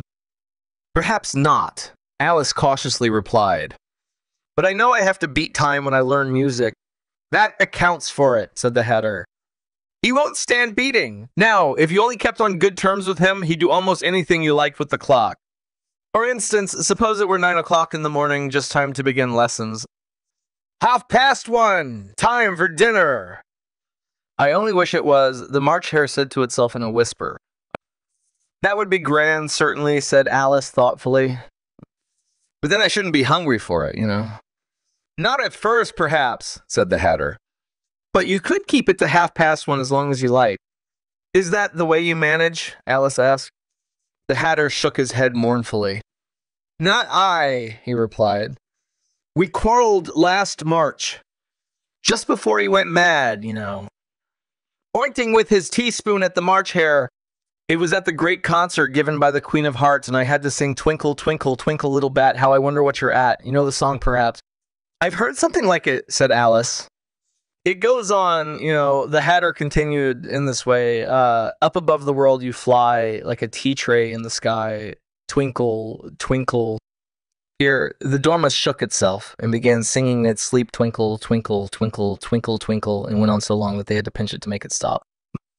Well, I'd hardly finished the first verse of the Hatter when the Queen jumped up and bawled out, he's murdering the time, off with his head. Aye! How dreadfully savage, exclaimed Alice. And ever since that, the Hatter went on in a mournful tone, he won't do a thing I ask. It's always 6 o'clock now. A bright idea came into Alice's head. Is that the reason so many tea things are put out here? She asked. Yes, that's it, said the Hatter with a sigh. It's always tea time, and we've no time to wash the things between whiles. Then you keep moving round, I suppose, said Alice. Exactly so, said the Hatter. As the things get used up. But what happens when you come to the beginning again? Alice ventured to ask. Suppose we change the subject, the March Hare interrupted, yawning. I'm getting tired of this. I vote the young lady tells us a story. I'm afraid I don't know one, said Alice, rather alarmed at the proposal. Then the Dormouse shall, they both cried. Wake up, Dormouse! and they pinched it on both sides at once. The dormouse slowly opened his eyes. "I wasn't asleep," he said in a hoarse, feeble voice. "I heard every word you fellows were saying." "Tell us a story," said the March Hare. "Yeah, please do," pleaded Alice. "And be quick about it," added the Hatter, "or you'll be asleep again before it's done. Once upon a time, there were 3 little sisters. The dormouse began in a great hurry, and their names were Elsie, Lacey, and Tilly, and they lived at the bottom of a well." "What did they live on?" said Alice, who always took a great interest in questions of eating and drinking.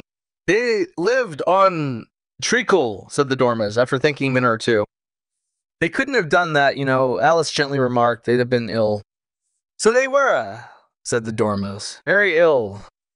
Alice tried to fancy to herself what such an extraordinary ways of living would be like, but it puzzled her too much. So she went on, "But why did they live at the bottom of a well?" "Take some more tea," the March Hare said to Alice, very earnestly. "I've had nothing yet," Alice replied in an offended tone, "so I can't take more." "You mean you can't take less," said the Hatter. "It's very easy to take more than nothing."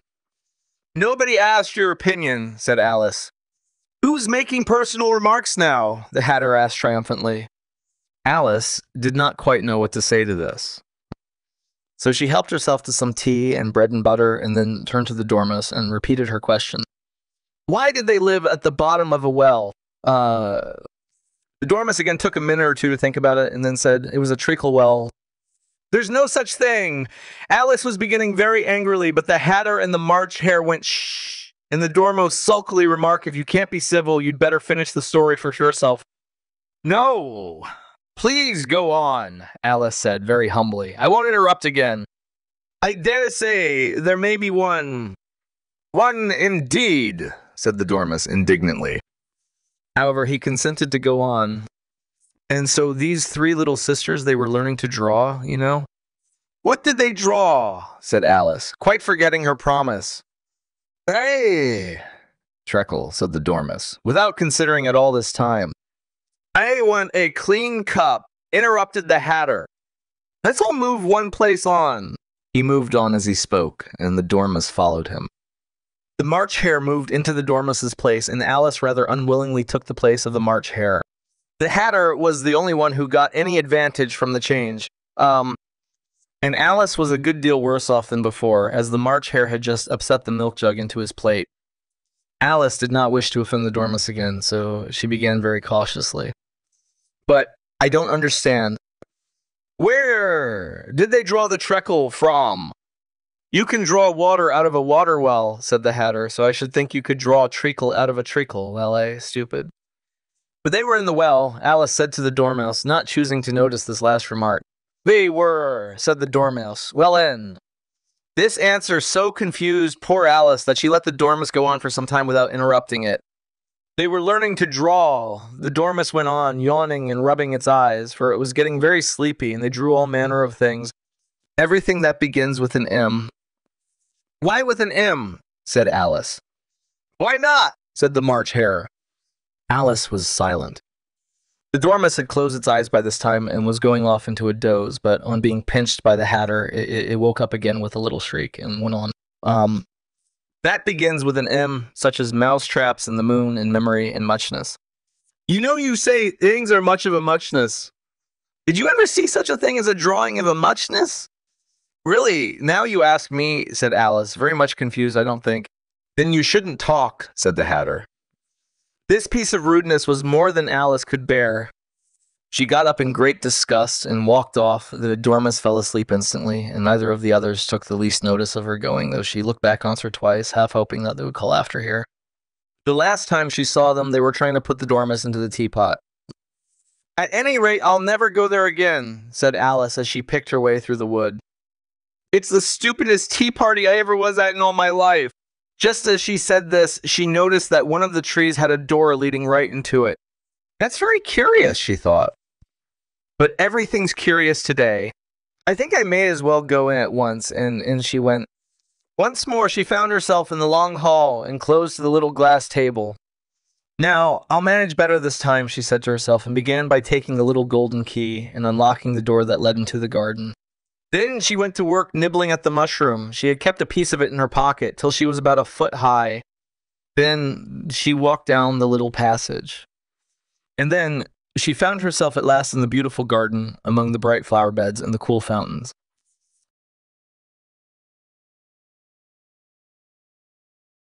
Chapter 8, The Queen's Croquet Ground.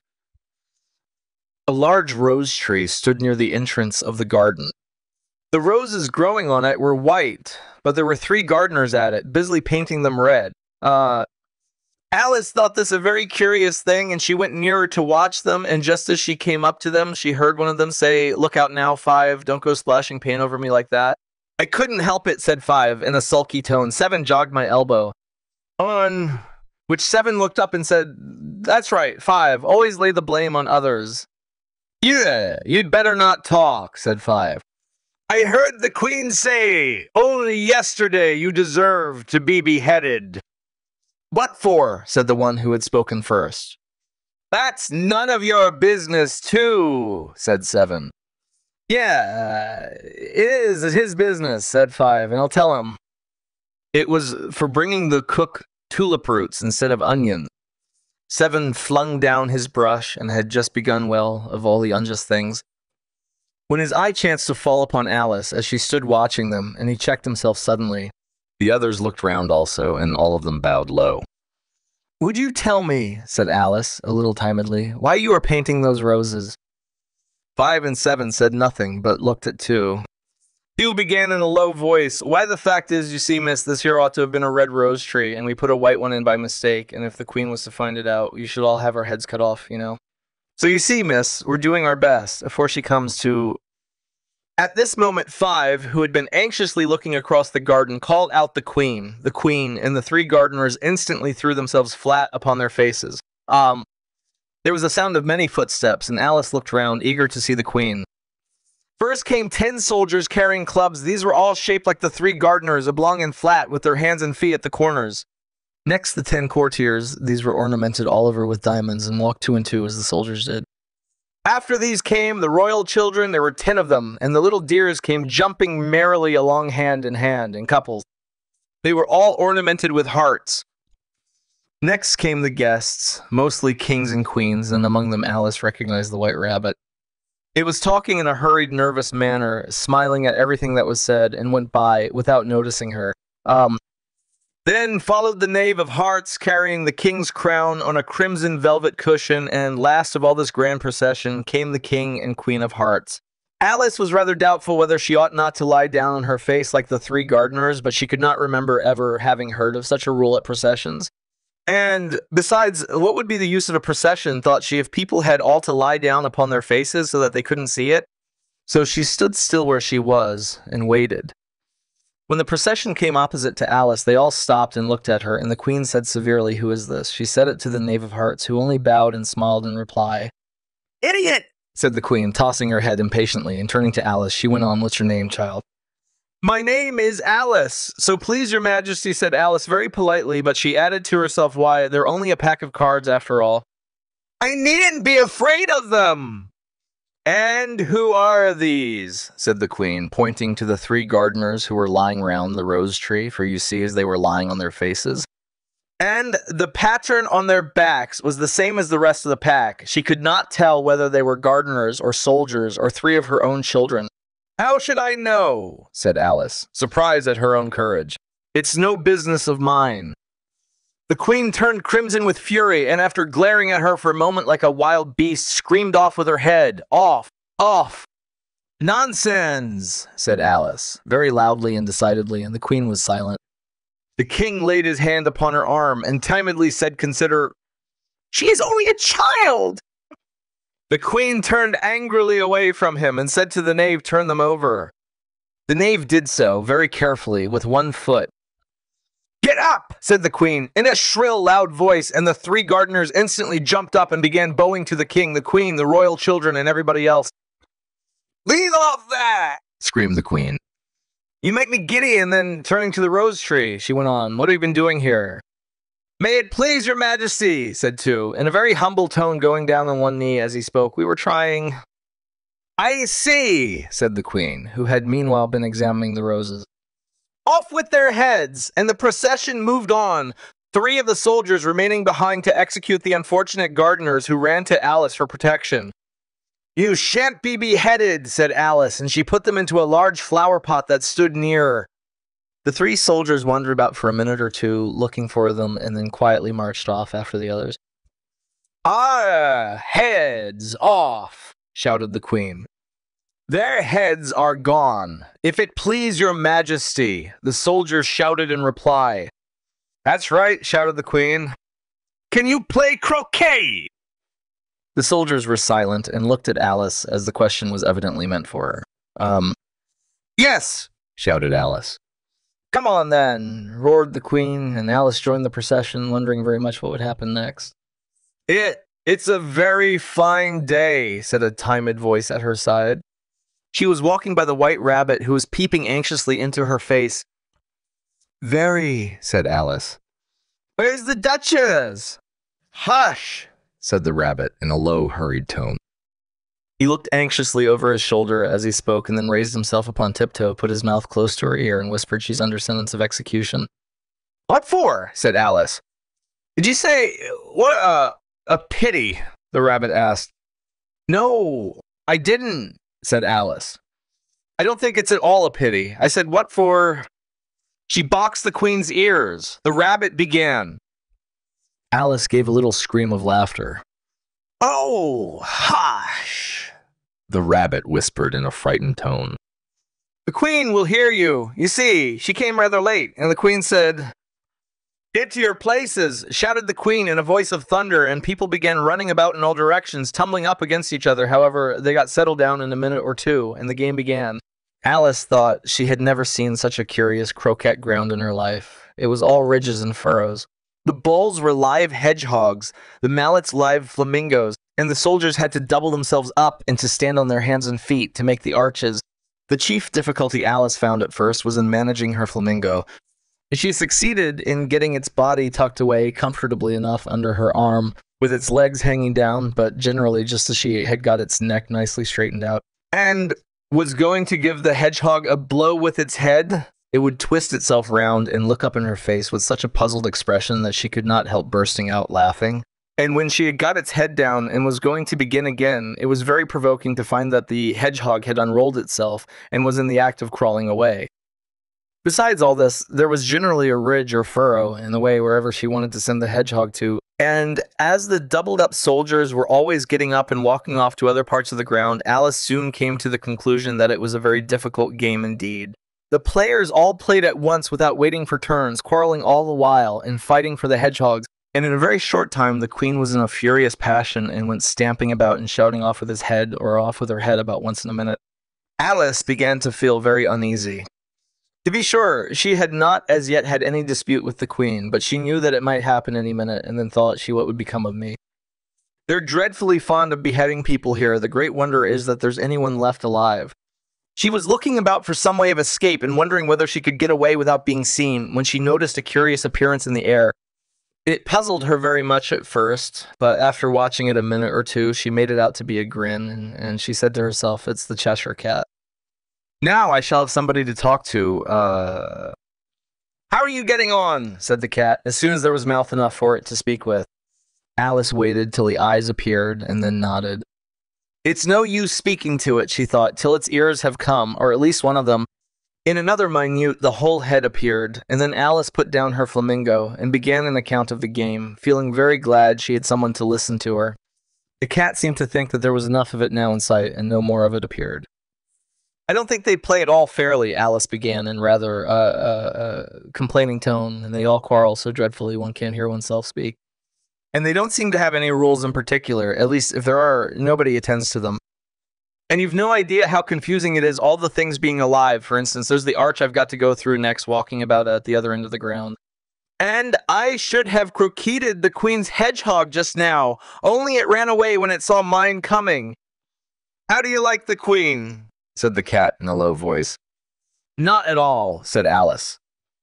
She's so extremely. Just then she noticed that the queen was close behind her, listening. So she went on, likely to win, that it's hardly worthwhile finishing the game. The queen smiled and passed on. "Who are you talking to?" said the king, going up to Alice and looking at the cat's head with great curiosity. "It's a friend of mine, a Cheshire cat," said Alice. "Allow me to introduce it." "I don't like the look of it at all," said the king. However, it may kiss my hand if it likes." "I'd rather not," the cat remarked. "Don't be impertinent," said the king, "and don't look at me like that." He got behind Alice as he spoke. "A cat may look at a king," said Alice. "I've read that in some book, but I don't remember where." "Well, it must be removed," said the king very decidedly, and he called the queen, who was passing at the moment. "My dear, I wish you would have this cat removed." The queen had only one way of settling all difficulties, great or small. "Off with his head," she said, without even looking round. "I'll fetch the executioner myself," said the king eagerly, and he hurried off. Alice thought she might as well go back and see how the game was going on, as she heard the queen's voice in the distance, screaming with passion. She had already heard her sentence 3 of the players to be executed for having missed their turns, and she did not like the look of things at all, as the game was in such confusion that she never knew whether it was her turn or not. So she went in search of her hedgehog. The hedgehog was engaged in a fight with another hedgehog, which seemed to Alice an excellent opportunity for croqueting one of them with the other. The only difficulty was that her flamingo was gone across to the other side of the garden, where Alice could see it trying in a helpless sort of way to fly up into a tree. By the time she had caught the flamingo and brought it back, the fight was over and both the hedgehogs were out of sight. "But it doesn't matter much," thought Alice, "as all the arches are gone from this side of the ground."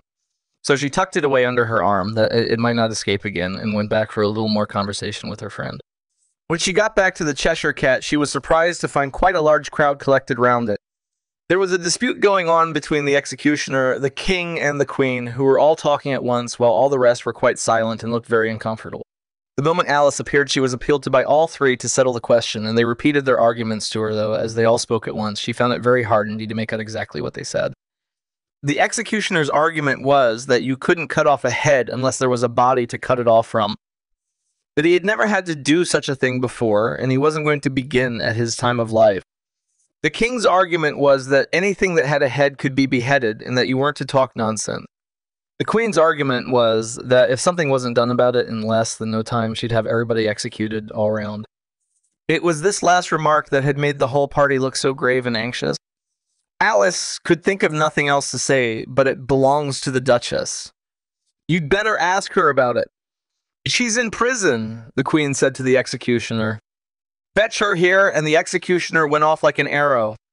The cat's head began fading away the moment he was gone, and by the time he had come back with the Duchess, it had entirely disappeared, so the king and the executioner ran wildly up and down looking for it, while the rest of the party went back to the game.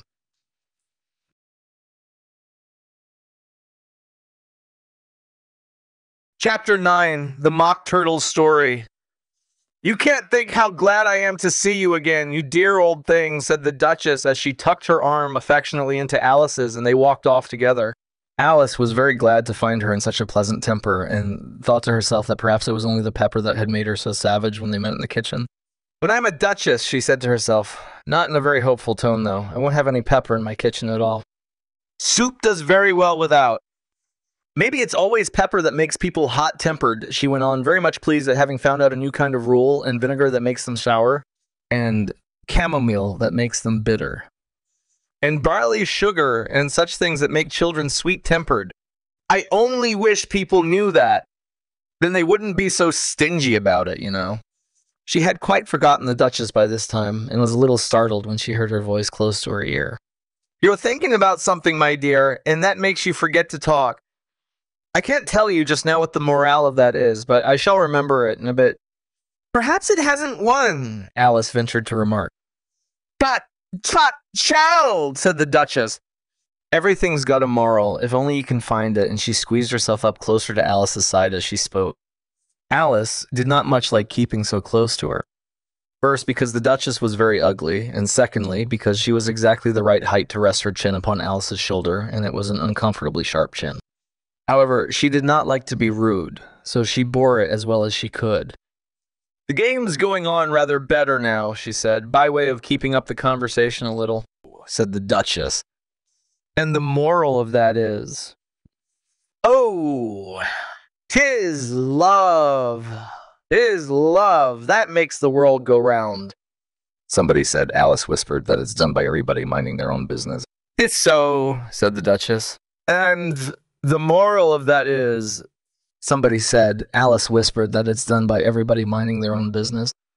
Well, it means much the same thing, said the Duchess, digging her sharp little chin into Alice's shoulder as she added, and the moral of that is, take care of the sense, and the sounds will take care of themselves. How fond she is of finding morals in things, Alice thought to herself. I dare say you're wondering why I don't put my arm around your waist, the Duchess said after a pause. The reason is, I'm doubtful about the temper of your flamingo. Shall I try the experiment? He might bite, Alice cautiously replied, not feeling at all anxious to have the experiment tried. Very true, said the Duchess. Flamingos and mustard both bite. And the moral of that is, birds of a feather flock together. Only mustard isn't a bird, Alice remarked. Right, as usual, said the Duchess. What a clear way you have of putting things. It's a mineral, I think, said Alice. Of course it is, said the Duchess, who seemed ready to everything that Alice said. There's a large mustard mine near here. And the moral of that is, the more there is of mine, the less there is of yours.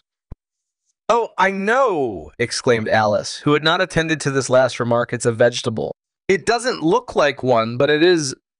I quite agree with you, said the Duchess, and the moral of that is, be what you would seem to be. Or, if you'd like it put more simply, never imagine yourself not to be otherwise than what it might appear to others that what you were or might have been was not otherwise than what you had been would have appeared to them to be otherwise. I think I should understand that better, Alice said very politely, if I had it written down. But I can't quite follow it as you say it. That's nothing to what I could say if I chose, the Duchess replied in a pleased tone. Pray, don't trouble yourself to say it any longer than that, said Alice. Don't talk about trouble, said the Duchess. I make you a present of everything I've said as yet. A cheap sort of present, thought Alice. I'm glad they don't give birthday presents like that, but she did not venture to say it out loud. Thinking again? The Duchess asked, with another dig of her sharp little chin. I've a right to think, said Alice sharply, for she was beginning to feel a little worried. Just about as much right, said the Duchess, as pigs have to fly in the M. But here, to Alice's great surprise, the Duchess's voice died away, even in the middle of her favorite word moral, and the arm that was linked into hers began to tremble. Alice looked up, and there stood the Queen in front of them, with her arms folded, frowning like a thunderstorm. A fine day, your Majesty, the Duchess began in a low, weak voice. Now I give you fair warning, shouted the Queen, stamping on the ground as she spoke. Either you or your head must be off, and that in about half no time. Take your choice. The Duchess took her choice and was gone in a moment. Let's go on with the game, the Queen said to Alice, and Alice was too much frightened to say a word, but slowly followed her back to the croquet ground. The other guests had taken advantage of the Queen's absence and were resting in the shade. However, the moment they saw her, they hurried back to the game, the Queen merely remarking that a moment's delay would cost them their lives. All the time they were playing, the Queen never left off quarreling with the other players and shouting off with his head or off with her head. Those whom she sentenced were taken into custody by the soldiers, who of course had to leave off being archers to do this, so that by the end of half an hour or so, there were no archers left. And all the players except the King, the Queen, and Alice were in custody and under sentence of execution. Then the Queen left off quite out of breath and said to Alice, "Have you seen the mock turtle yet?" "No," said Alice. "I don't even know what a mock turtle is." "It's the thing mock turtle soup is made from," said the Queen. "I never saw one, or heard of one," said Alice. "Come on then," said the Queen, "and he shall tell you his history." As they walked off together, Alice heard the King say in a low voice, "To the company generally you are all pardoned, come." That's a good thing, she said to herself, for she had felt quite unhappy at the number of executions the Queen had ordered. He very soon came upon a griffin lying fast asleep in the sun. If you don't know what a griffin is, look at a picture. "Up, lazy thing," said the Queen, "and take this young lady to see the mock turtle and to hear his history. I must go back and see after some executions I have ordered," and she walked off, leaving Alice alone with the griffin. Alice did not quite like the look of the creature, but on the whole, she thought it would be quite as safe to stay with it as to go after that savage queen. So she waited. The Griffon sat up and rubbed its eyes. Then it watched the queen till she was out of sight. Then it chuckled. "What fun," said the Griffon, half to itself, half to Alice. "What is the fun?" said Alice. "Why, she," said the Griffon. "It's all her fancy. That thing never executes nobody, you know." Everybody says, "Come on here," thought Alice, as she went slowly after it. I never was so ordered about in all my life. Never. They had not gone far before they saw the mock turtle in the distance, sitting sad and lonely on a little ledge of rock. And as they came nearer, Alice could hear him sighing as if his heart would break. She pitied him deeply. "What is his sorrow?" she asked the Griffon, and the Griffon answered very nearly in the same words as before. "It's all his fancy, though. He hasn't got no sorrow, you know." So they went up to the mock turtle, who looked at them with large eyes full of tears, but said nothing. "This here young lady," said the Griffon, "she wants to know your history. She do." "I'll tell it her," said the mock turtle in a deep, hollow tone. "Sit down, both of you, and don't speak a word till I've finished." So they sat down, and nobody spoke for some minutes.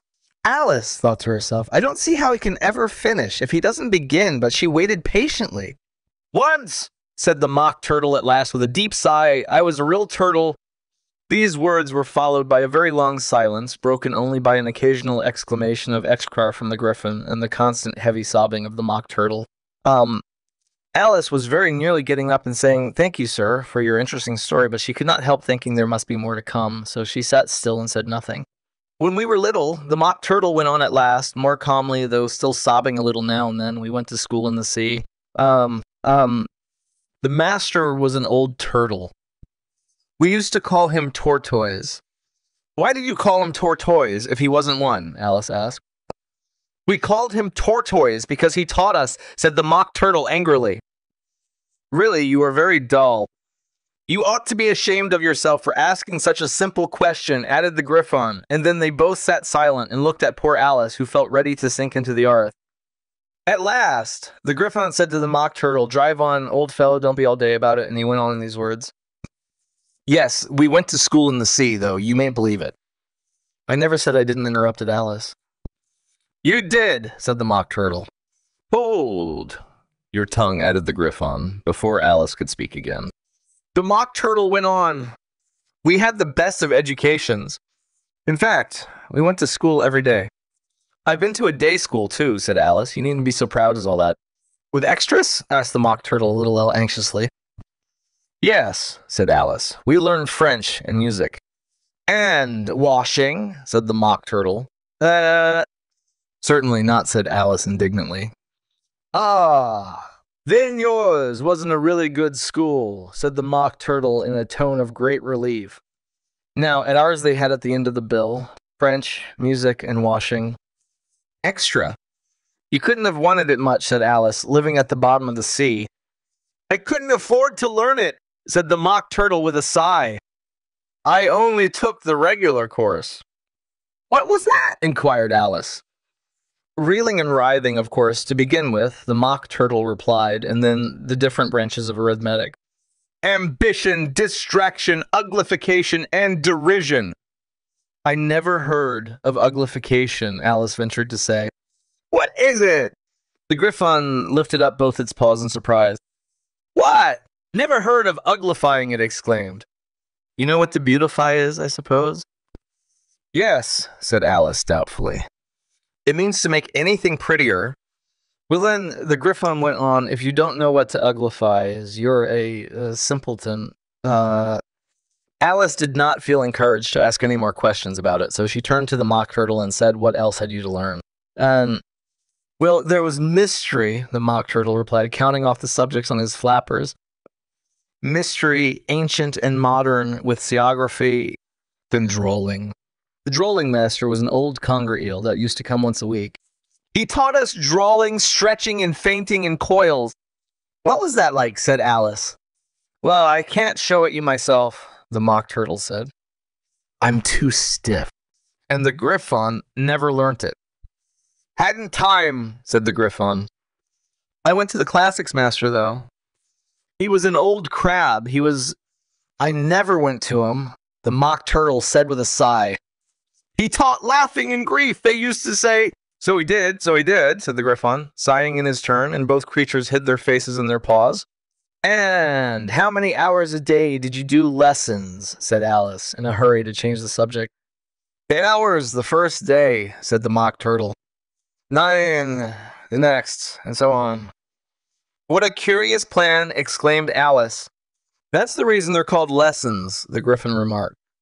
Because they lessen from day to day? This was quite a new idea to Alice, and she thought it over a little before she made her next remark. Then the 11th day must have been a holiday? Of course it was, said the mock turtle.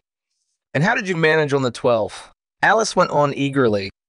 That's enough about lessons, the Griffin interrupted in a very decided tone. Tell her something about the games now. No.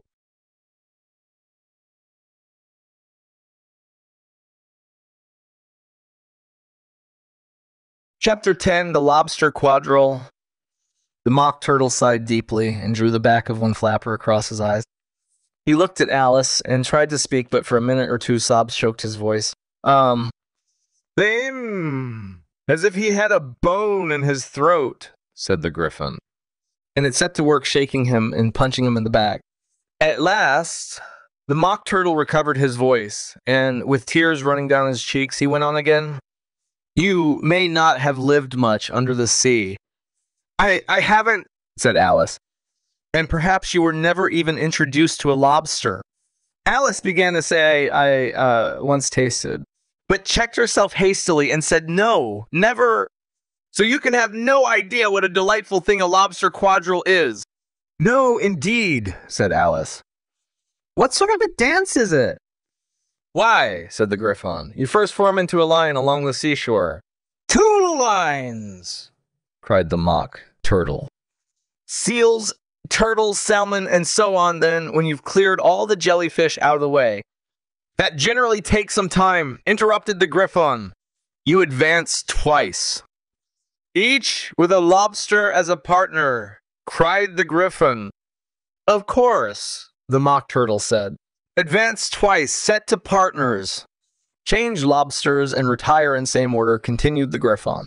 Then, the mock turtle went on, you throw the lobsters, shouted the Griffon, with a bound into the air. As far out to sea as you can. Swim after them, screamed the Griffon. Turn a somersault in the sea, cried the mock turtle, capering wildly about. Change lobsters again, yelled the Griffon at the top of its voice. Back to land again, and that's all the first figure, said the mock turtle, suddenly dropping his voice. And the two creatures, who had been jumping about like mad things all this time, sat down again very sadly and quietly and looked at Alice. It must be a very pretty dance, said Alice timidly. Would you like to see a little of it? Said the mock turtle. Very much indeed, said Alice. Come, let's try the first figure, said the mock turtle to the Griffon.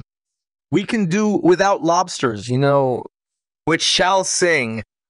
Oh, you sing, said the Griffon. I've forgotten the words. So they began solemnly dancing round and round Alice every now and then, treading on her toes when they passed too close and waving their forepaws to mark the time while the mock turtle sang this, very slowly and sadly. Will you walk a little faster? Said a whiting to a snail. There's a porpoise close behind us, and he's treading on my tail. See how eagerly the lobsters and the turtles all advance. They are waiting on the shingle. Will you come and join the dance? Will you, won't you? Will you, won't you? Will you join the dance? Will you, won't you? Will you, won't you? Won't you join the dance? You can really have no notion how delightful it will be when they take us up and throw us, with the lobsters out to sea. But the snail replied too far, and gave a look askant. Said he thanked the whiting kindly, but he would not join the dance. Would not join the dance. Would not, could not join the dance. What matters it how far we go? His scaly friend replied. There's another shore, upon the other side. But further off from England, the nearest to France. Then, turn, not pale, beloved snail, but come and join the dance. Will you, won't you, will you join the dance? Will you, won't you, won't you, won't you, won't you, won't you, won't you, won't you join the dance? Thank you. It's a very interesting dance to watch, said Alice, feeling very glad that it was over at last. And I do so like that curious song about the wedding. Oh, as to the wedding, said the Mock Turtle. You've seen them, of course. Yeah, said Alice. I've often seen them at Den. I don't know where Den may be, said the Mock Turtle, but if you've seen them so often, of course you know what they're like. I believe so, Alice replied thoughtfully. They have their tails in their mouths, and they're all over crumbs. About the crumbs, said the Mock Turtle. Crumbs would all wash off in the sea. But they have their tails in their mouths, and the reason is... Yeah, the Mock Turtle yawned and shut his eyes. Tell her about the reason and all that, he said to the Griffon. The reason is, said the Griffon, that they would go with the lobsters to the dance. So they got thrown out to sea. So they had to fall a long way. So they got their tails fast in their mouths. So they couldn't get them out again. That's all. That's all. Thank you, said Alice. It's very interesting. I never knew so much about a wedding before. I can tell you more than that, if you like, said the Griffon. Do you know why it's called a wedding? I never thought about it, said Alice. Why? It does the boots and shoes, the Griffon replied very solemnly. Alice was thoroughly puzzled. Does the boots and shoes, she repeated in a wondering tone. Why, what are your shoes done with, said the Griffon. I mean, what makes them so shiny? Alice looked down at them and considered a little before she gave her answer. They're done with blacking, I believe. Boots and shoes under the sea, the Griffon went on in a deep voice, are done with a wedding. Now, you know, and what are they made of? Alice asked in a tone of great curiosity.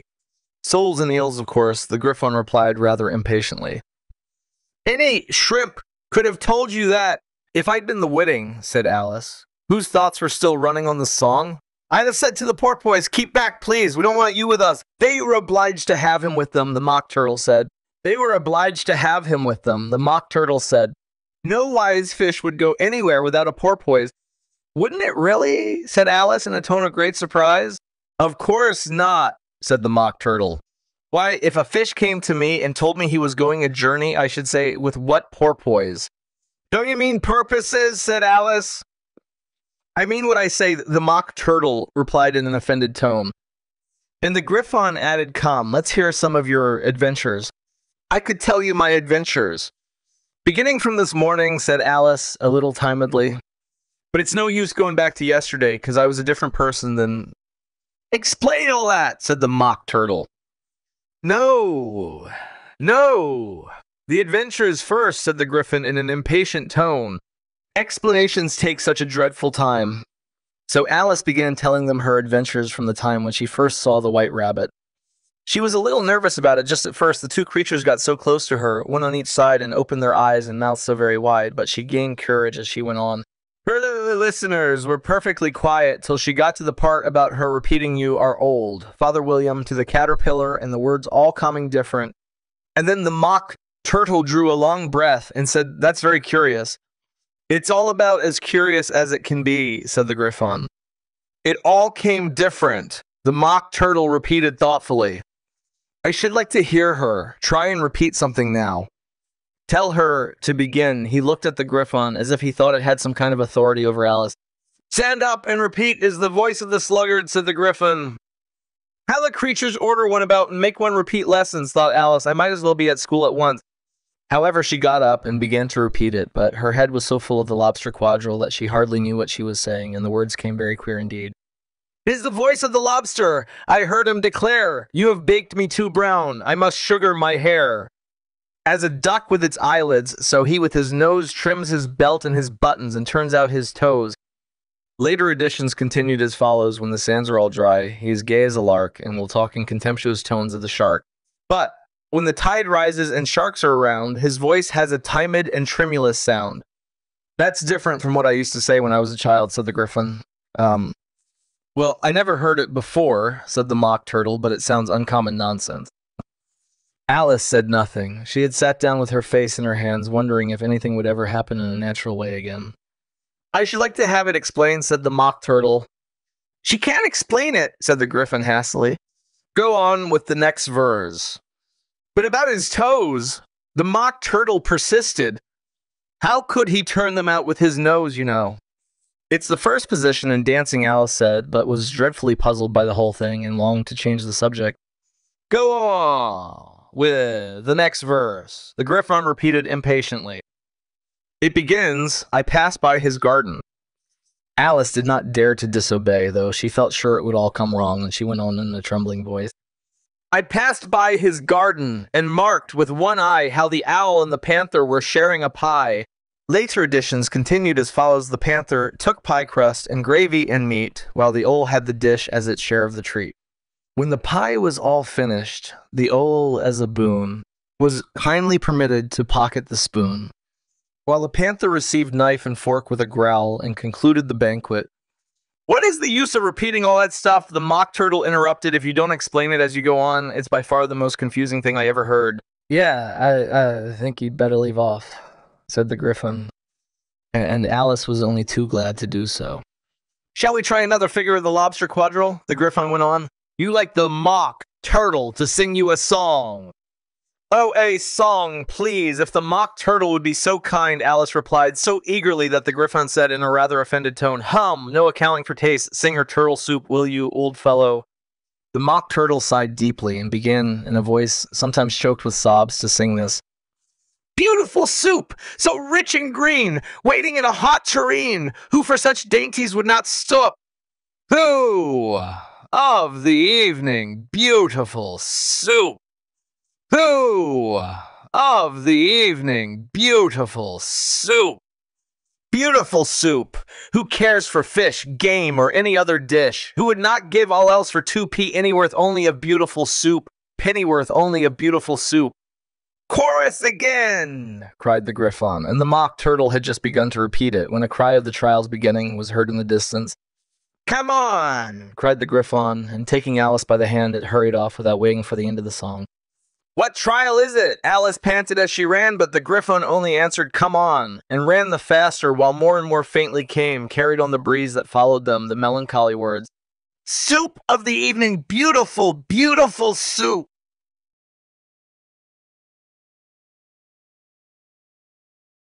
Chapter 11. Who Stole the Tarts? The King and Queen of Hearts were seated on their throne when they arrived, with a great crowd assembled about them. All sorts of little birds and beasts, as well as the whole pack of cards. The knave was standing before them, in chains with a soldier on each side to guard him, and near the king was the white rabbit with a trumpet in one hand and a scroll of parchment in the other. In the very middle of the court was a table with a large dish of tarts upon it. They looked so good that it made Alice quite hungry to look at them. I wish they'd get the trial done, she thought, and hand round the refreshments. But there seemed to be no chance of this, so she began looking at everything about her to pass away the time. Alice had never been in a court of justice before, but she had read about them in books, and she was quite pleased to find that she knew the name of nearly everything there. That's the judge, she said to herself, because of his great wig. The judge, by the way, was the king, and as he wore his crown over the wig, look at the frontispiece if you want to see how he did it. He did not look at all comfortable, and it was certainly not becoming. And that's the jury box, though, Alice. And those 12 creatures, she was obliged to say creatures, you see, because some of them were animals and some were birds. I suppose they are the jurors. She said this last word 2 or 3 times over to herself, being rather proud of it. For she thought, and rightly too, that very few little girls of her age knew the meaning of it at all. However, jurymen would have done just as well. The 12 jurors were all writing very busily on slates. What are they doing? Alice whispered to the Griffin. They can't have anything to put down yet, before the trial's begun. They're putting down their names, the Griffin whispered in reply, for fear they should forget them before the end of the trial. Stupid things! Alice began in a loud, indignant voice, but she stopped hastily, for the white rabbit cried out silence in the court. And the king put on his spectacles and looked anxiously round to make out who was talking. Alice could see, as well as if she were looking over their shoulders, that all the jurors were writing down stupid things on their slates. And she could even make out that one of them didn't know how to spell stupid, and that he had to ask his neighbor to tell him. A nice muddle their slates will be in before the trial's over, thought Alice. One of the jurors had a pencil that squeaked. This, of course, Alice could not stand, and she went round the court and got behind him, and very soon found an opportunity of taking it away. She did it so quickly that the poor little juror, it was Bill, the lizard, could not make out at all what had become of it. So after hunting all about for it, he was obliged to write with one finger for the rest of the day. And this was of very little use, as it left no mark on the slate. "Herald, read the accusation," said the king.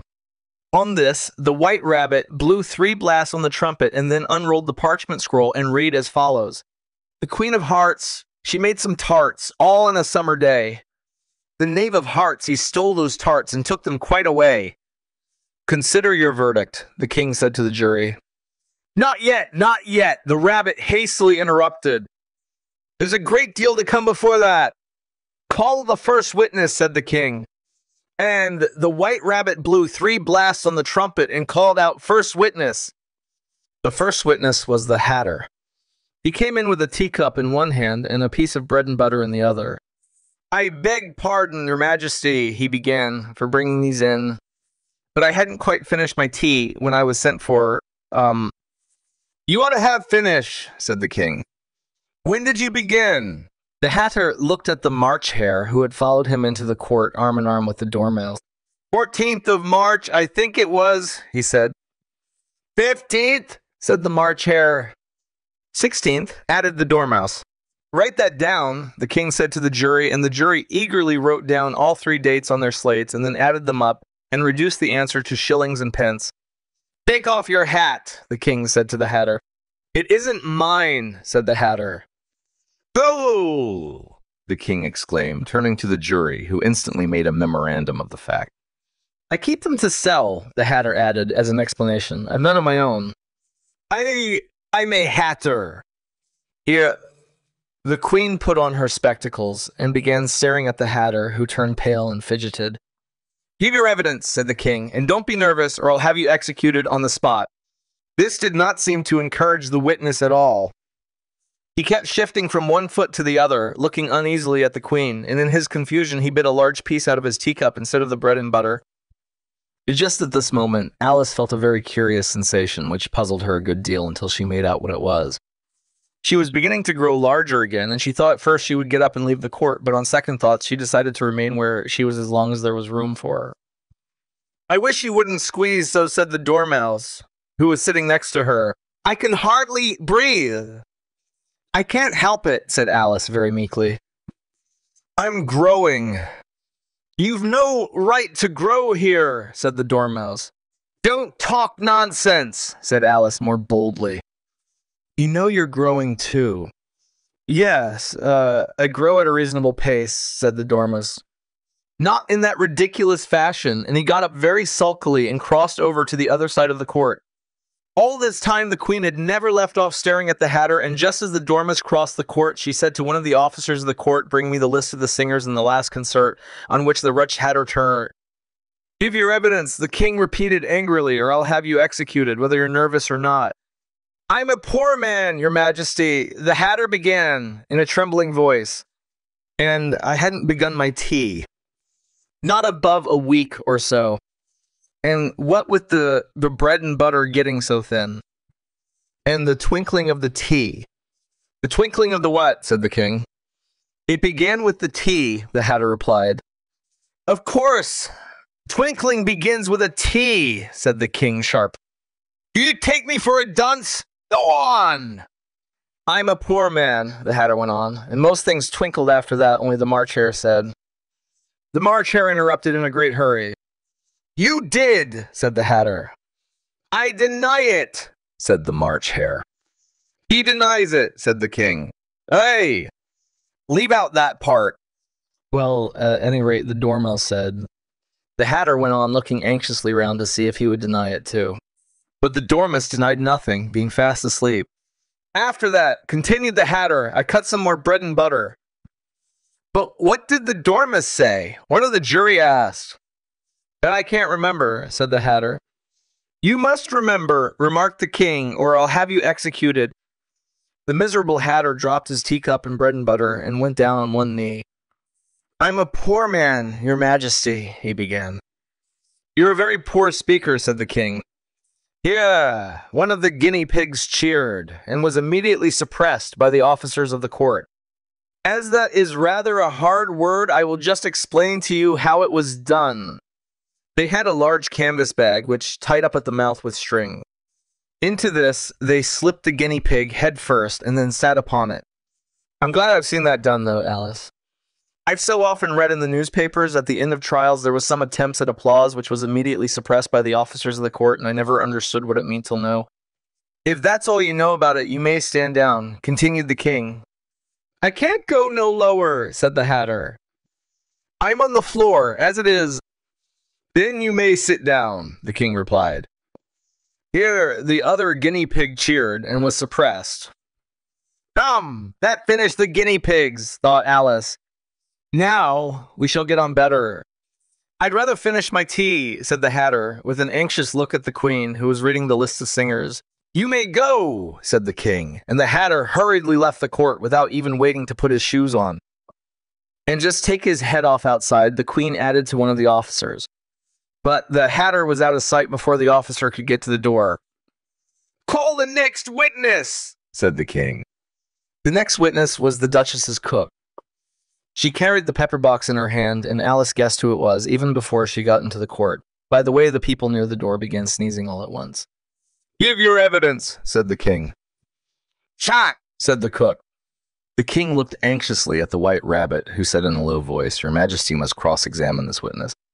Well, if I must, the king said with a melancholy air, and after folding his arms and frowning at the cook till his eyes were nearly out of sight, he said in a deep voice, What are tarts made of? Pepper, mostly, said the cook. Treacle, said a sleepy voice behind her. Fella, that dormouse, the queen shrieked out. Behead that dormouse! Turn that dormouse out of court! Suppress him! Pinch him! Off with his whiskers! For some minutes, the whole court was in confusion getting the dormouse turned out, and by the time they had settled down again, the cook had disappeared. Never mind, said the king, with an air of great relief. All the next witness... And he added in an undertone to the queen, Really, my dear, you must cross-examine the next witness. It quite makes my forehead ache. Alice watched the white rabbit as he fumbled over the list, feeling very curious to see what the next witness would be like. For they haven't got much evidence yet, she said to herself. Imagine her surprise when the white rabbit read out, at the top of his shrill little voice, the name Alice.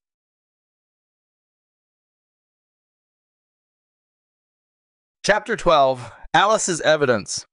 Here, cried Alice, quite forgetting in the flurry of the moment how large she had grown in the last few minutes, and she jumped up in such a hurry that she tipped over the jury box with the edge of her skirt, upsetting all the jurymen onto the heads of the crowd below.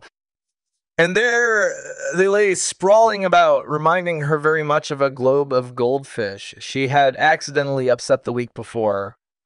Oh, I beg your pardon, she exclaimed in a tone of great dismay, and began picking them up again as quickly as she could.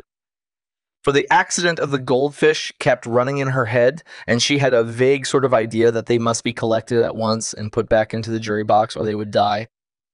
The trial cannot proceed, said the king in a very grave voice, until all the jurymen are back in their proper places. All, he repeated with great emphasis, looking hard at Alice as he said so. Alice looked at the jury box and saw that, in her haste, she had put the lizard in head downwards, and the poor little thing was waving its tail about in a melancholy way, being quite unable to move.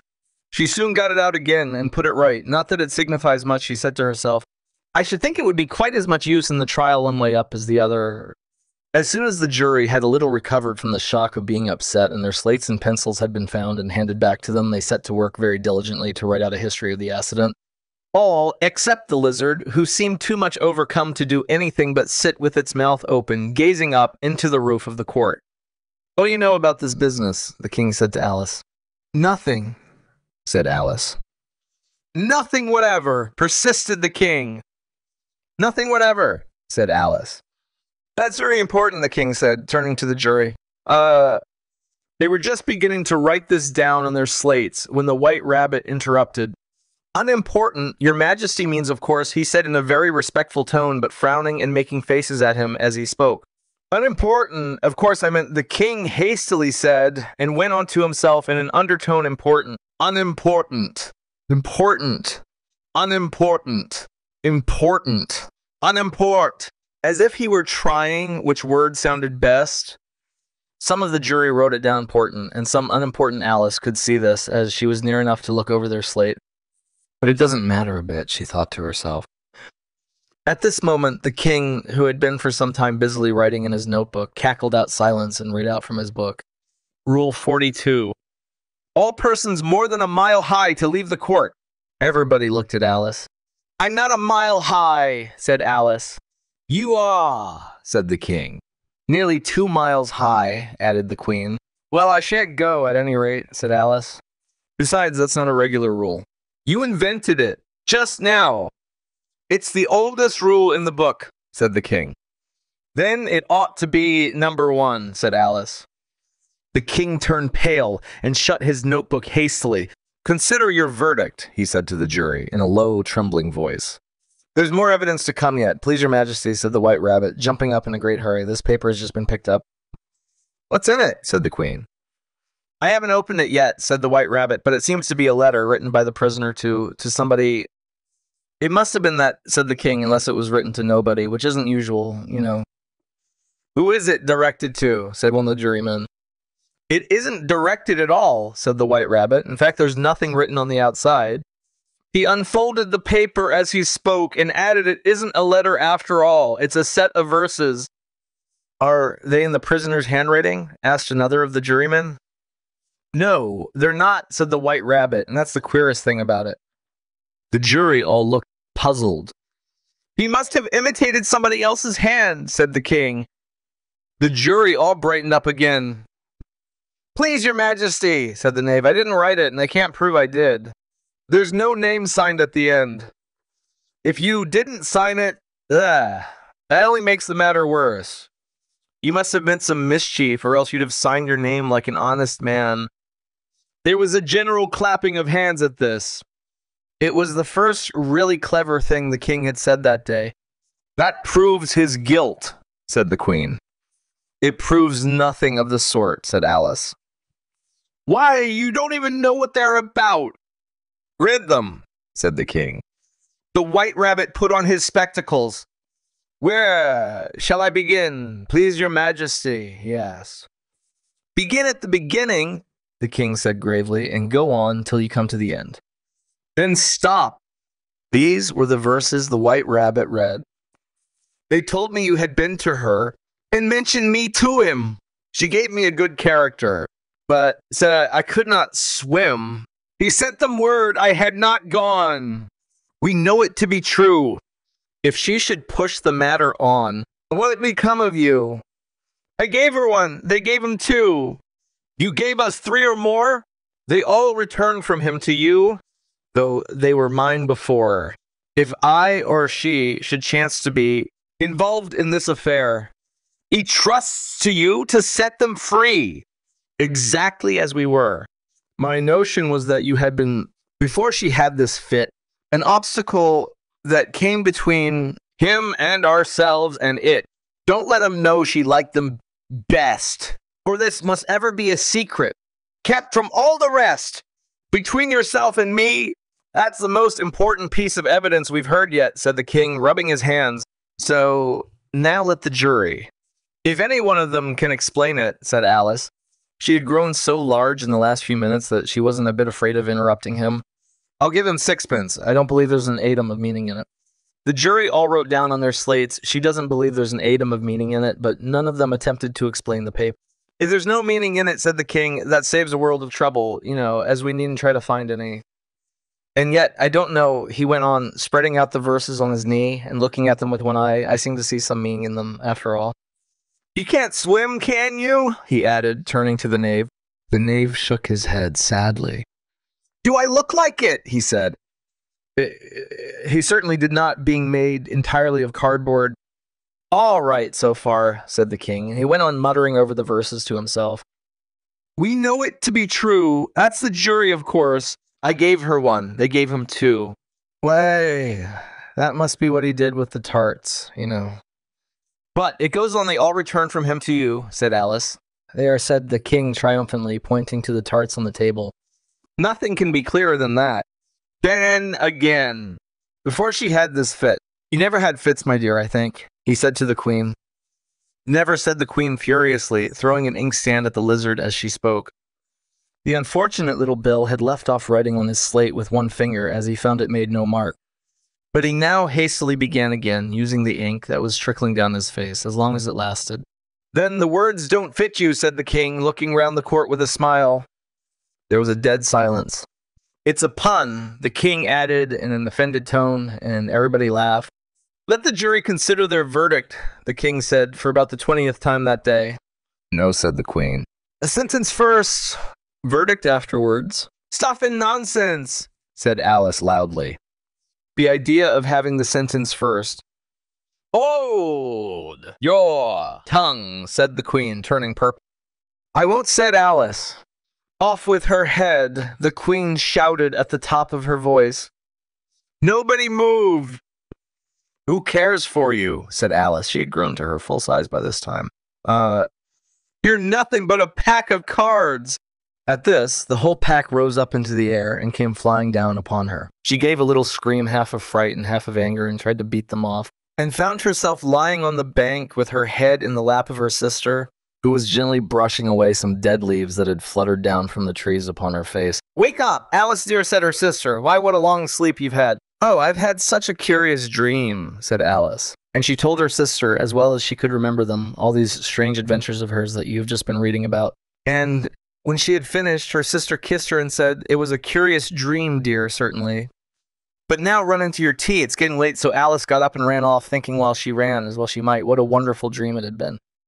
But her sister sat still just as she left her, leaning her head on her hand, watching the setting sun, and thinking of little Alice and all her wonderful adventures. Till she too began dreaming after a fashion, and this was her dream. First, she dreamed of little Alice herself, and once again the tiny hands were clasped upon her knee, and the bright eager eyes were looking up into hers. She could hear the very tones of her voice, and see that queer little toss of her head to keep back the wandering hair that would always get into her eyes.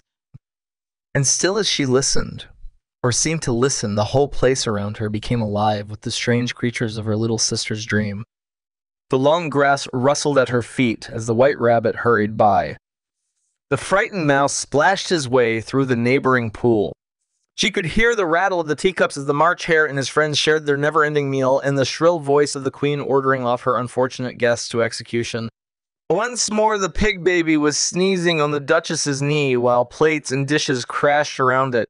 Once more the shriek of the griffon, the squeaking of the lizard's slate pencil, and the choking of the suppressed guinea pigs filled the air, mixed up with the distant sobs of the miserable mock turtle.